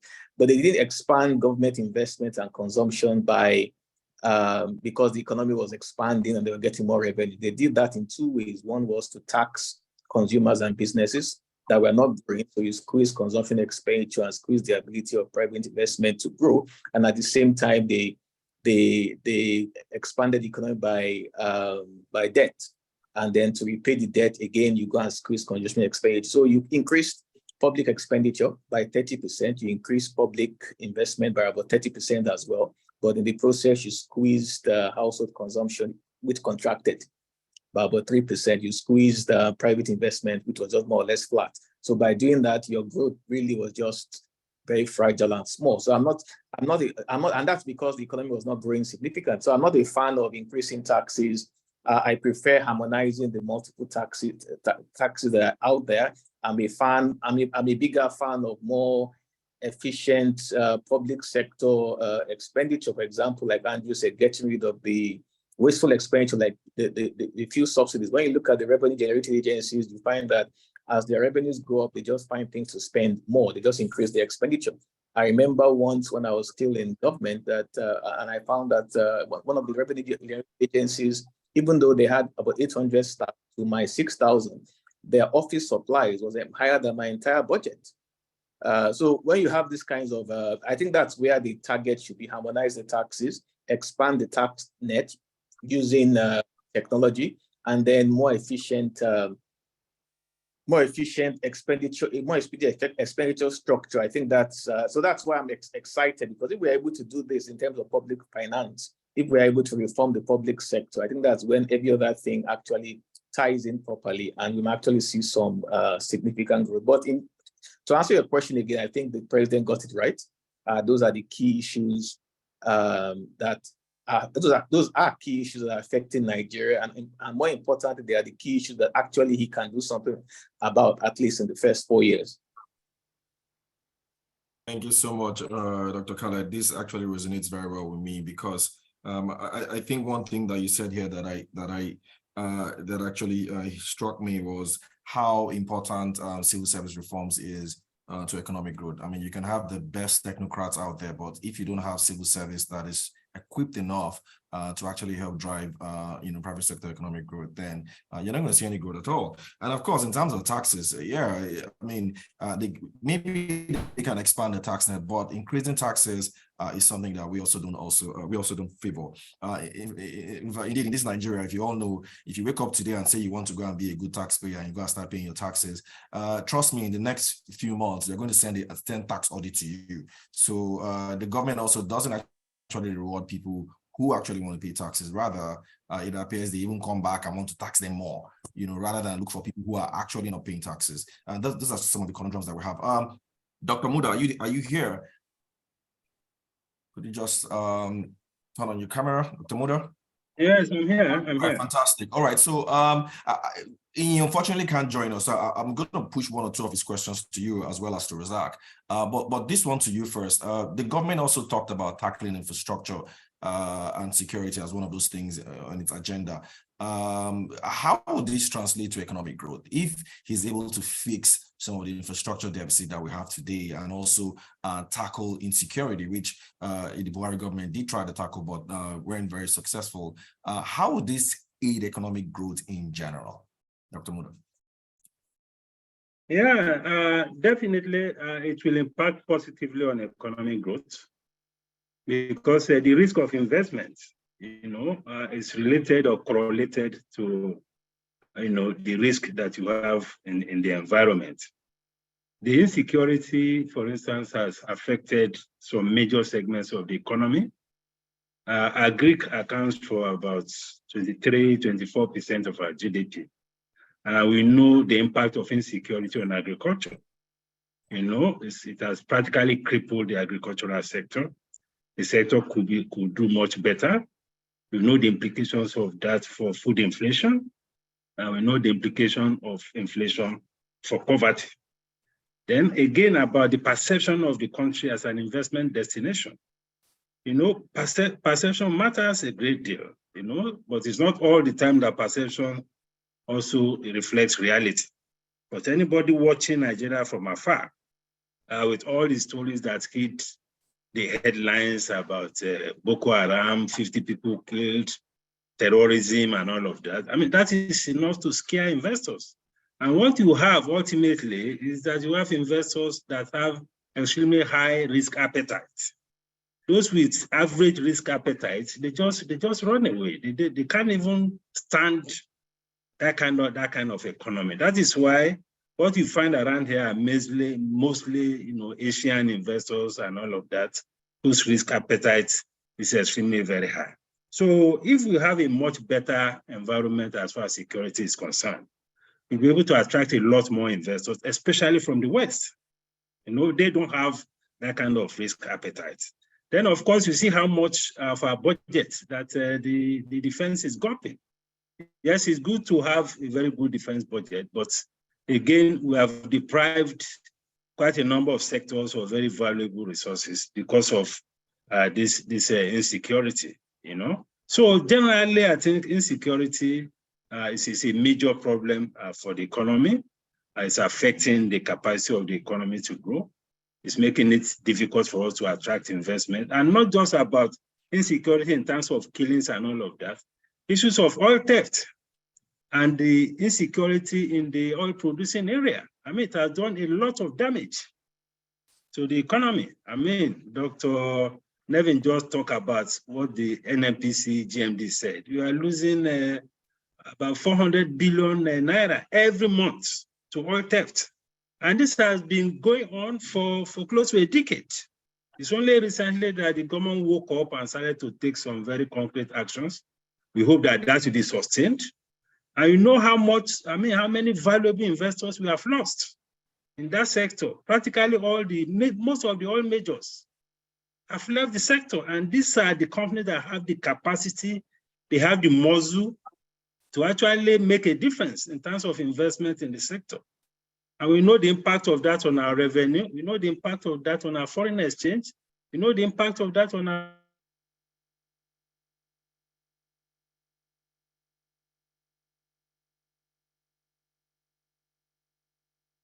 Okay, I think we lost foreign reserves. So in many ways, insecurity has a lot of impacts on it. We'll address this. We'll address this much better, to it going forward. All right, thank you so much, Dr. Muda. Chinwe, I'm going to come to you. Razak, of course, I'm coming to you in a bit, but let me come to Chinwe. Chinwe, a lot of us who are, economic proponents in this country, when we heard, the speech, inaugural speech by the president, I think we're like, a lot of us threw our fist in the air, like, yes, finally. Looks like we're getting what we want. We heard him talk about unifying the exchange rate. We heard him say, look, I want subsidy removal out. Yeah, kind of like we're looking at a market driven economy. So it'll be interesting to know what your thoughts are on his economic agenda, at least from what we've heard. I do know that there's not a lot of details out yet, but in terms of the thought process and where the president is going, what is your thought around this? And what else can he do, or would you suggest if they come to you that they can actually do to attract foreign investment? You heard Dr. Muda Yusuf, you also heard Andrew Nevin, also Carly. We do need foreign investment in this country, if for anything, to achieve the sort of forex stability that we're looking for. So, Chinwe, your response. Okay. Thanks for that question. I think I'm able to provide a robust response because my view is not solely on the back of what the president said. There have been a lot of, what shall I call them, forums, private forums that we've been able to attend. So we kind of get a sense of where their head is at to an extent. But yeah, the new administration intends to achieve an average double-digit GDP growth during its tenure, be it 4 or 8 years. Priority sectors have been highlighted, and these sectors are supposed to be the vehicles that would help to achieve this target. And I think they include agriculture, manufacturing, oil and gas, technology, there's real estate, transportation, and power. And collectively, if I look into or do some analysis using the Q1 GDP figures, collectively, these sectors account for about 62% of total GDP. That is for the first quarter of this year. Now, an expansionary fiscal policy posture was adopted in the last administration, and I expect to see the same in the BAT administration. There seems to be a preference towards using fiscal policy to achieve various economic goals, as opposed to just relying solely on monetary policy. Now, from a revenue perspective, this is fiscal I'm talking about. From a revenue perspective, revenue underperformance has been steadily observed, and this has impacted the country's debt to revenue ratio. The PMS subsidy removal, which is top of mind right now, should support revenue performance. I understand that about 2 trillion Naira was spent on PMS subsidy from January to July of 2022. And that was out of a budget of 4 trillion Naira for the full year of 2022. This is compared to 1.5 trillion Naira that was spent for full year 2021. However, 3.4 trillion was budgeted for subsidy payments for the first half of this year, that's 2023. Now, there is an inflationary impact to the removal. And of course, this has been factored in series of projection analysis and modeling. But pockets and purses will be pinched. Purchasing power will be eroded. That is the reality, at least in the near term. But if this move is done effectively, it will be a positive for the country's fiscal landscape. As for government revenue via taxes, which has come up in the conversation already, I do expect the BAT administration to remain conservative with regards to implementing broad tax increases. But I think there are plans to review the corporate tax system, plug loopholes, and enhance collection efficiency by deploying technology and automation as well. The president has indicated a willingness to utilize tax credits and tax holidays to boost domestic manufacturing. I think that would be favorable for SMEs, which we all know contributes as high as 50% to total national output. Ratio of capital to recurrent expenditure is expected to be higher from my vantage point. If the ratio preference is 30 to 70. I think there will be a slight shift given all the planned projects. Project financing is expected to be in high demand. Some planned infrastructure projects highlighted that I find interesting are the National Potable Water Supply Campaign. There is also the reticulation of major dams, development of small-scale irrigation and water catchment systems, as well as rehabilitation of the country's highway system. If you're listening carefully, you see that most of them tilt towards agriculture or improving the agriculture sector. So those are some that I saw that caught my attention. But it is also worth noting that a spike in capital expenditure would impact deficit financing gaps. It definitely would. So I doubt that the FGN's borrowing target will reduce in the near term. We still expect Nigeria to have limited access to the international capital market in 2023. And I could say stretching all the way to the first half of next year as well. We're also remaining focused, on rating actions by credit rating agencies, because this plays a critical role in external borrowing capacity. Now, with regards to monetary policy, for years, the monetary policy approach was largely cautious and policy rate hikes were recorded sparingly. The current contractionary stance is largely on the back of harsh economic conditions. So yeah, you have the elevated inflation figures that are largely driving the movement that we're seeing with the rate hikes. I think collectively this year, we've seen the policy rate hiked by about 200 basis points just this year. But I think something we're sensing for now, of course, these things are subject to change and we keep monitoring, is that the new administration is not fully inclined to the current approach of relying mainly on MPR hikes to combat elevated inflation, given that the factors that affect high inflation are largely supply side driven. I expect to see increased coordination between fiscal and monetary authorities going forward. It's important to note that achieving sustained double-digit growth requires long-term commitment, effective implementation of policies, continuous monitoring and adaptability to changing circumstances. Of course, strong leadership, stakeholder engagement is very important, which I think was a mild, well, not mild, but a key issue with the Naira redesigning policy. So stakeholder engagement is incredibly important. And consensus building, these are all essential for driving the necessary reforms and maintaining momentum towards economic transformation. Now, the second part of your question, I'm concluding. Well, I think the new administration's agenda covers solutions that can tackle the main economic issues. Nigeria has never suffered from a lack of policy issues or policy ideas, sorry. Effective implementation has been the major issue.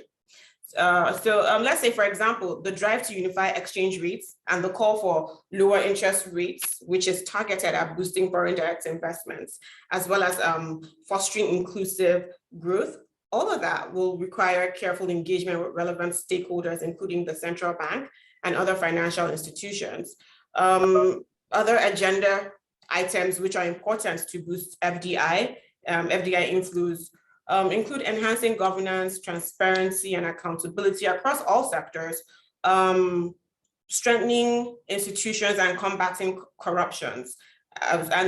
These seem to be top of mind for the new administration. So the second part of the question, I don't think they are lacking with regards to what policies or what reforms to put out there or to engage with. I think it really is just that willpower to effectively implement that is key.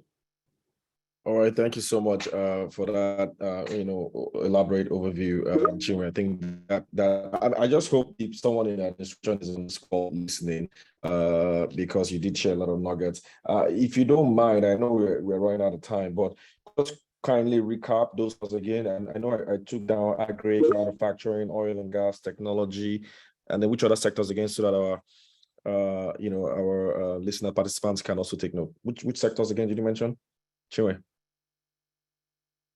You mean the priority sectors? The priority sectors. Okay, so I said agriculture, manufacturing, oil and gas, technology, real estate, well, housing, but I call it real estate, transportation, and power. All right, you heard that too. So guys, those are the priority sectors for this current administration. All right, so I'm going to come to you next, my very good friend Razak. In terms of human capital, the government has said they will implement modern curriculum, drive innovation and entrepreneurship, technical and vocational studies, healthcare initiatives. We know how important human capital is to driving economic growth. Any country that does not take human capital serious can't achieve economic growth. I think it was Andrew that used to mention how that is important, particularly from a civil service point of view. So what are your thoughts on the government's human capital agenda, and how will this translate to improve economic growth, specifically from the perspective of building capacity so that we can compete? We know that we're getting into a world now where there is AI, big data analytics, cross-border transactions as well. There is a rush for talent. Like I've always told people, like you're now in a world where talent is so nomadic and ubiquitous. So you can't claim talent is like a commodity, right? So countries are willing to give people citizenship just so that they can have them in, so that they can compete. So how do you think government's plan would help support economic growth locally? And what do you suggest as well, Razak? Yeah, thank you, Ugo. I think the concept of human capital is quite important, especially when it comes to the growth equation of any country. And more importantly, in this new dispensation, for example, expectation is an important tool of macroeconomic management. So if stakeholders in the human capital sectors actually understand, believe strongly in the expectation of the current administrations, they will take some major economic decisions that are tailored towards achieving that expectation. So most macroeconomic outcomes are largely self-fulfilling prophecy based on the belief of economic agents, right? The current administration actually still needs a very bold statement when it comes to human capital, right? And one thing that is very common one thing that is true universally is that humans generally have the capacity to improve their well-being through education, right? Through education and skill acquisition. That is a universal truth. It is applicable in Nigeria, it's applicable in the East, it's applicable in the West, right? So the policies of the government to enable people acquire the right education, to enable people acquire the right skill sets so they can ultimately contribute towards economic growth matters a whole lot.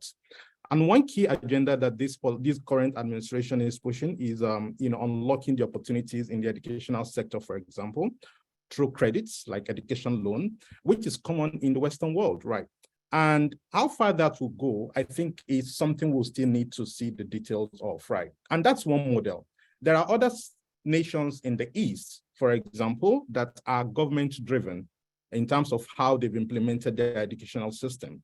That might not be private sector-driven, but education is an important element that can either be private sector-driven or public sector-driven. The most important thing is to have quality education as a basis for empowering the human capital of the country. Then the second thing that matters a whole lot in this age and time is that human capital is portable, right?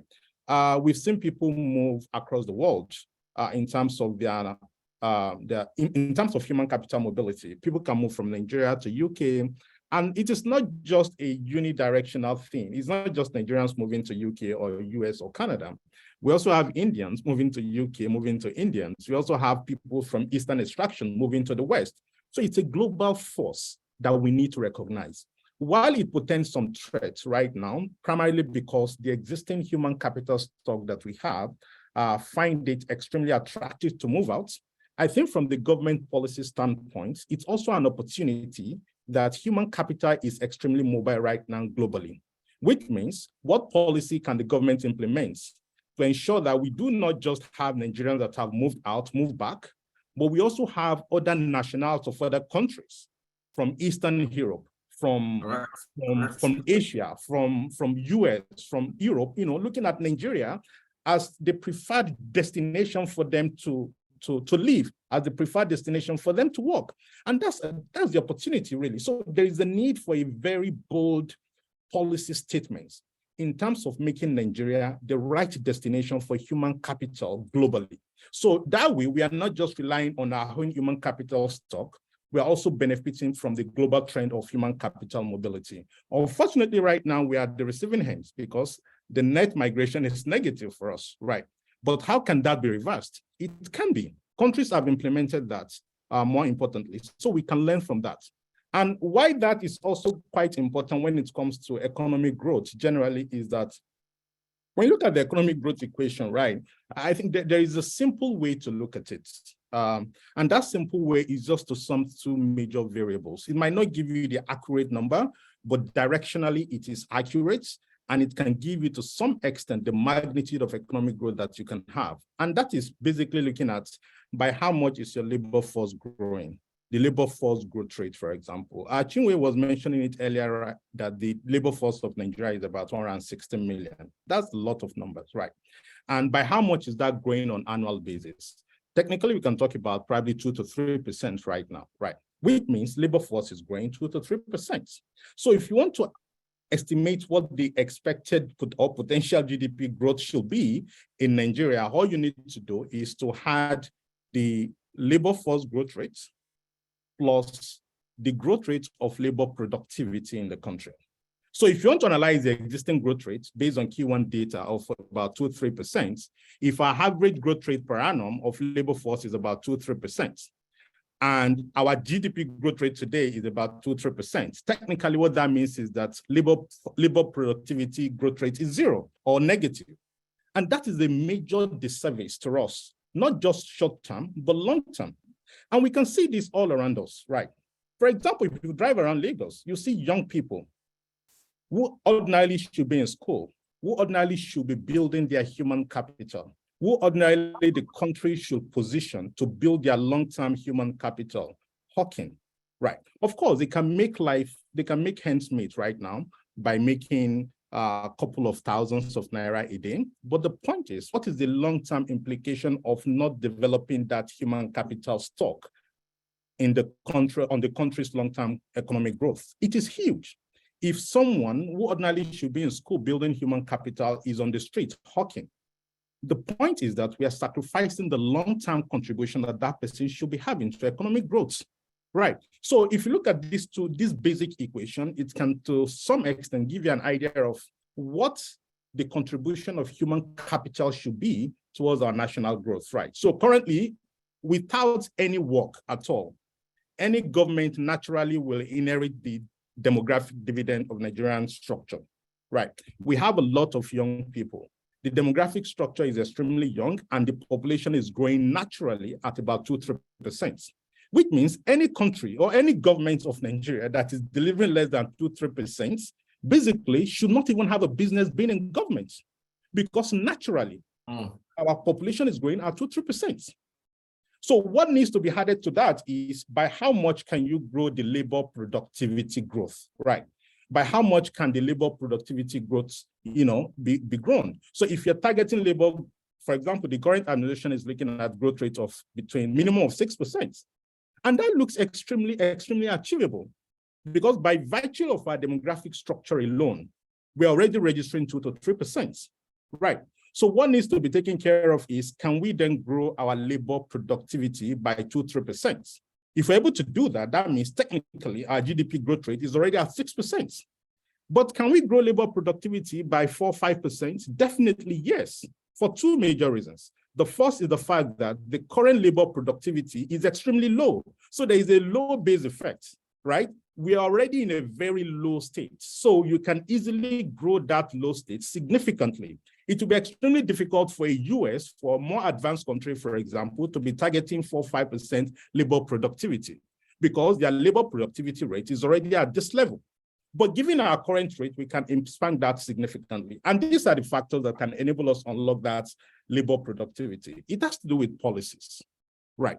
policies. It has to do with infrastructure. It has to do with education. It has to do with health. How healthy is the population? Do we have the healthcare infrastructure that can support our labor force? Do we have the educational infrastructure that can support the development of young people? Do we have the educational infrastructure that can house and school the millions of young people that are out of schools today? Right. Do we have the power that can enable companies, that can enable young people acquire global skill sets? Now, so these are things that government needs to look at. So it goes beyond just saying you want to grow the GDP. I think this thing has to be broken down into their components. So the components are the component that will drive that realization, right? So in terms of the education loan I mentioned earlier, for example, that is largely a fiscal policy, right? And it can have some component of monetary policy as well in terms of what is the rate of that loan that students will have to get to go to school. But there has to be a stance from the executive arm that this is an institution we want to encourage to unlock the educational system. Or should we just, the government can just answer all the educational, all their support for university system, for example, and make it 100% private sector driven. That's a policy stance that needs to be taken, right? But overall, the most important thing is that we need to have a very sound educational system. We need to have a very sound healthcare system. We need to have a very sound supportive infrastructure to support our burgeoning population. And when you have these two things, frankly, I think we can easily see how important it is for us to develop our human capital stock in order to realize the economic growth objectives that we're looking for. Thank you so much, Razak, for that elaborate contribution. I think that, again, just the same way Chinwe did explain, I hope someone in government is listening. Guys, we're running out of time, so I'm going to raise my white flag up. It's likely that we're going to extend beyond 12 just so that we can take one of the most important segments of this webinar, which is opportunities. And you can't have Andrew Nevin, Yamikale, Chinwe, Muda Yusuf, and Razak here, and they won't tell us where the opportunities are. These guys are experts, and in this segment, we're going to basically talk about it because we've now dimensioned the problems, we've come up with solutions, and now we're going to speak to opportunities. And I think I'm going to come to you, Andrew, because I've not heard from you like last 25 minutes. I'm going to come to you first, Andrew. For the average Nigerian 9-to-5 employee, what should the expectation be? First subsidy has been removed now. The government wants to unify the exchange rate.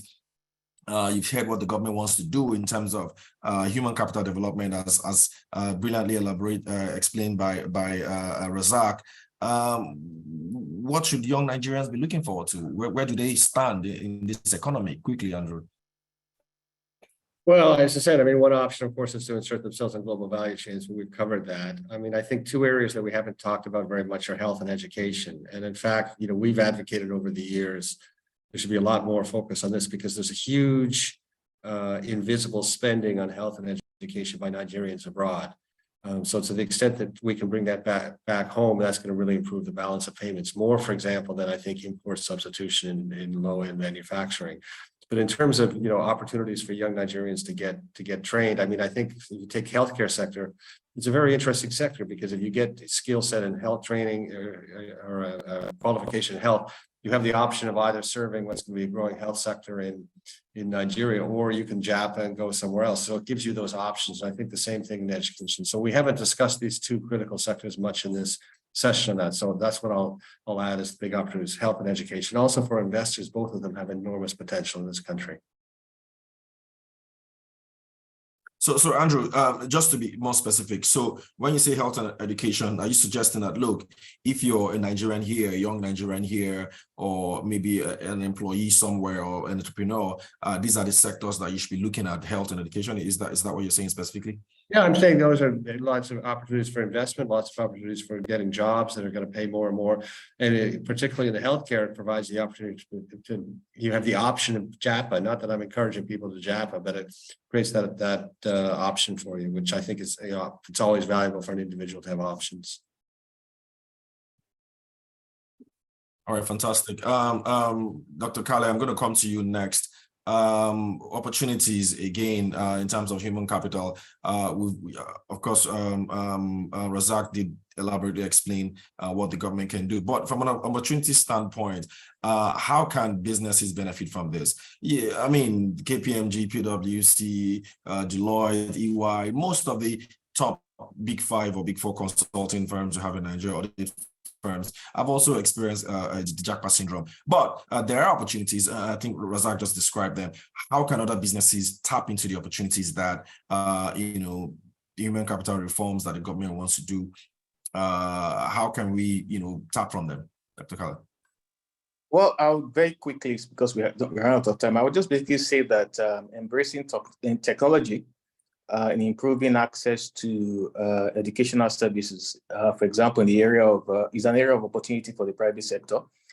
Scaling up edutech type services in education infrastructure, computers, tabs, online learning, and so on, and then pushing this across the country, especially in the north, where there is a huge opportunity for growth. I think the private sector businesses actually, in that regard, there will be big opportunities for expansion.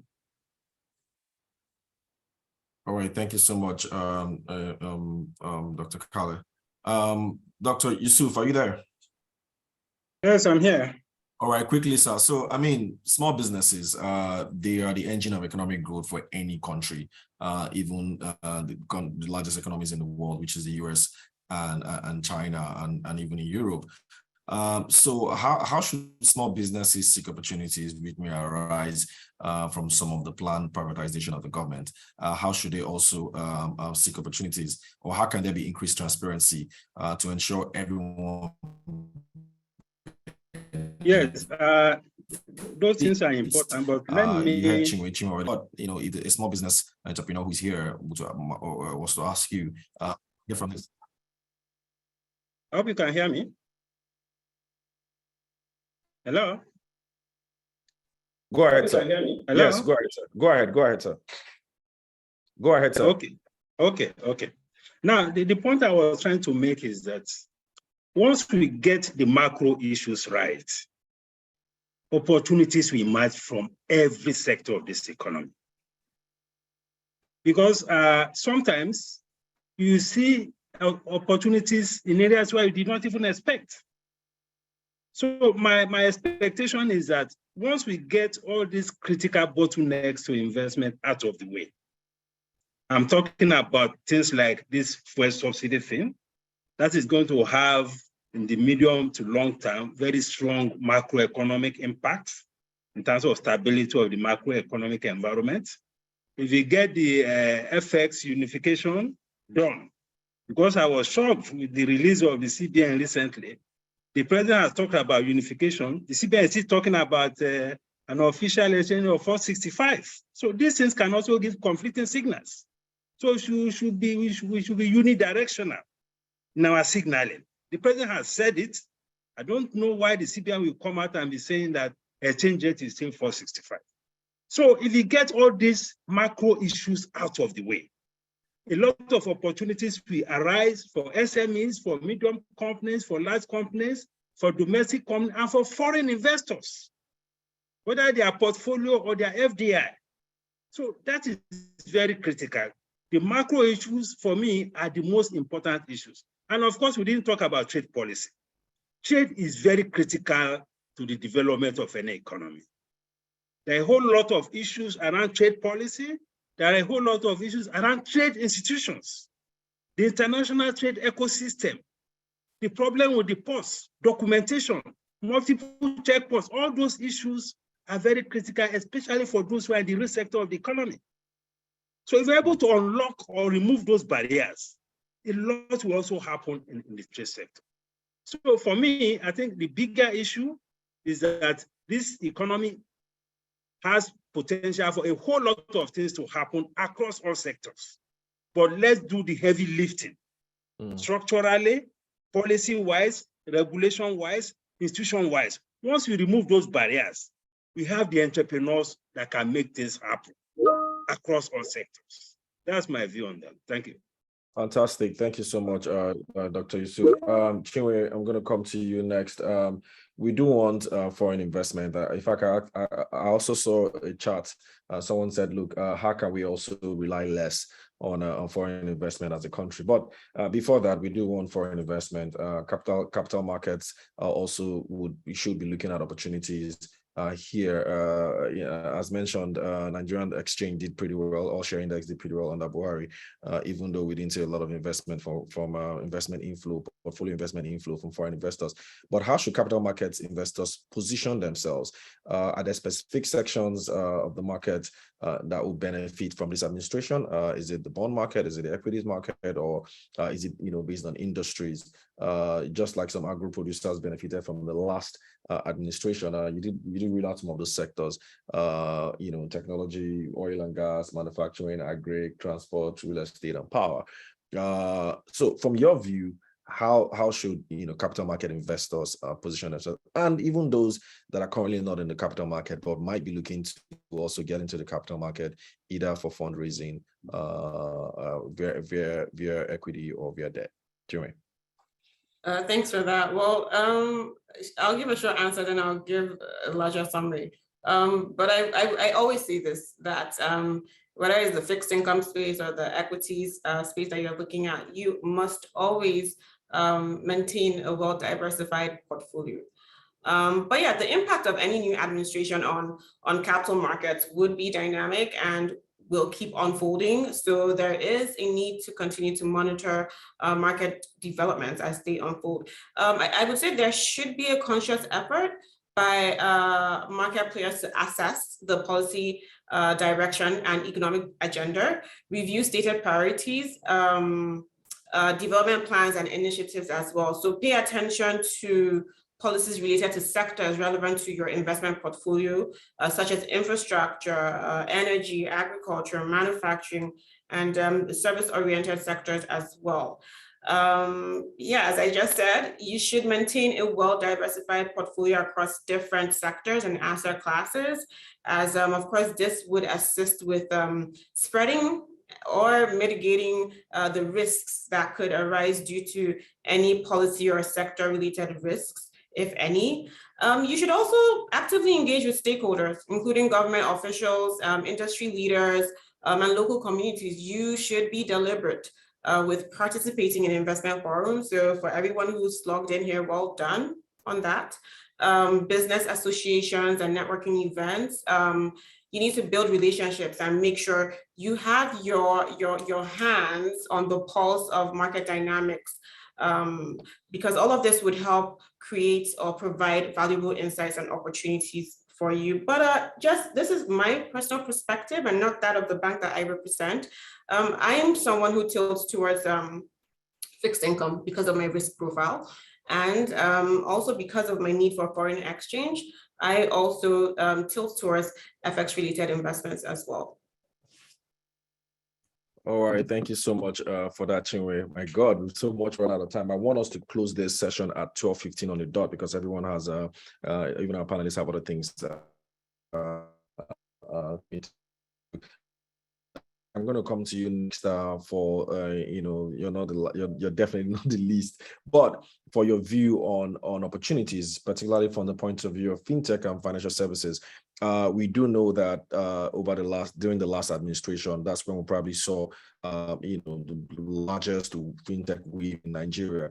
Are there still this opportunity available for the current other areas that will fintech?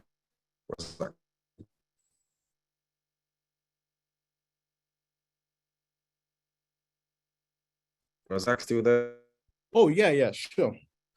Yeah. Oh, thanks. Sorry, I missed that. Okay, so I think for fintech and financial services generally, I believe the opportunities haven't changed at all, especially at fundamental level, right? The opportunities for financial services and fintech generally haven't changed at all with the new administration coming on board.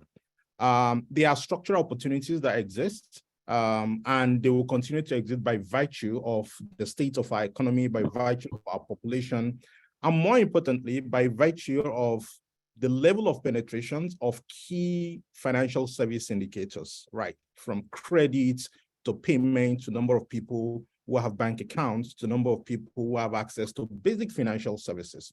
Those indicators are still pretty low right now. So even when you look at the size of the size of players in the financial service ecosystem in Nigeria, say, for example, the average size of Nigerian banks compared to, say, an average bank in Egypt or in South Africa. So they are still pretty small. Not talk of how when you compare that with the average banks in, say, in more developed countries, right? So overall, the indicators of financial service provisions are still very low. So what the existing administration can do, or what we expect, is to quicken the realization of those opportunities, right?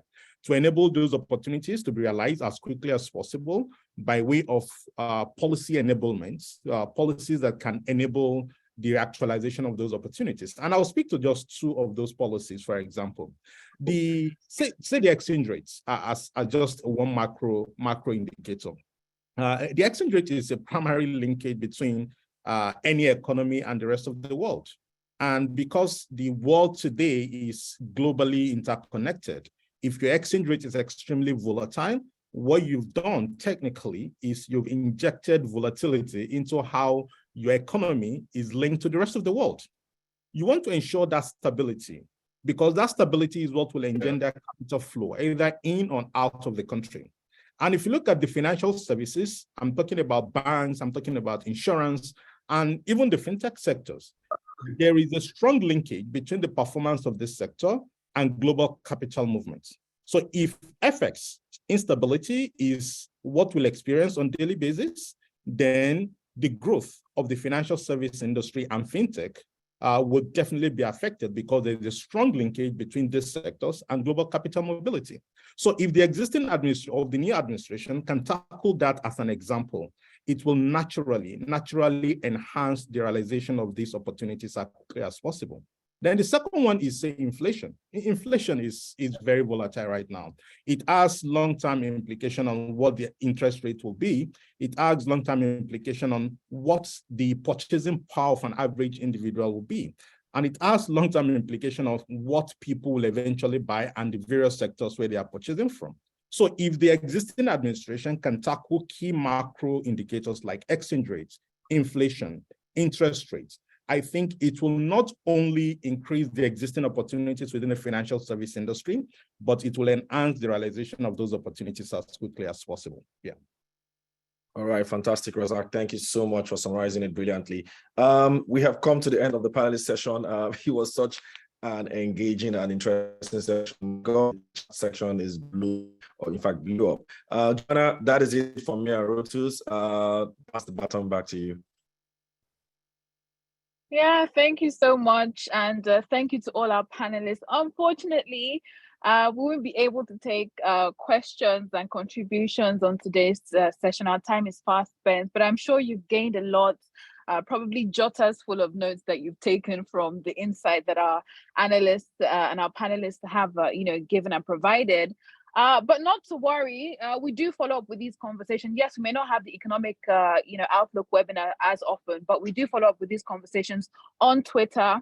We have our Twitter spaces that we do weekly, Tuesdays and Thursdays at 6 p.m. So you can always join the conversation there. If you do have questions, you can ask them there, as well as follow the money on Saturdays as well at 10 a.m. So be a part of that. So yes, and aside from that, there is the economic outlook bullets, right? Yes, we have our very own product, the yearly deals book, I beg your pardon. There's a compilation of all the deals that happened in the year 2022, which have been carefully curated deals with a list of investors across the year.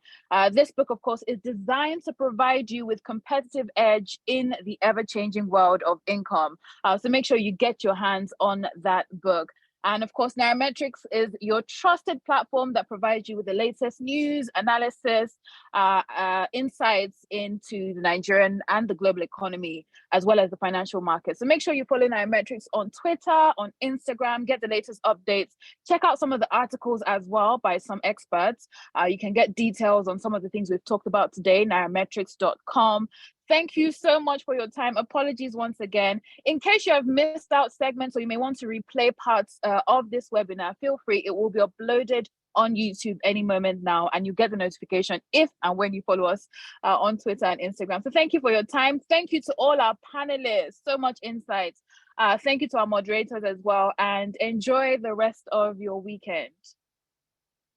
All right, thank you so much, Joanna. Just to also add that all the questions that you asked, you're going to get the responses in your email. We're going to, I'm sure that our panelists will respond to those questions, and then we'll collect them and share to everyone's email address.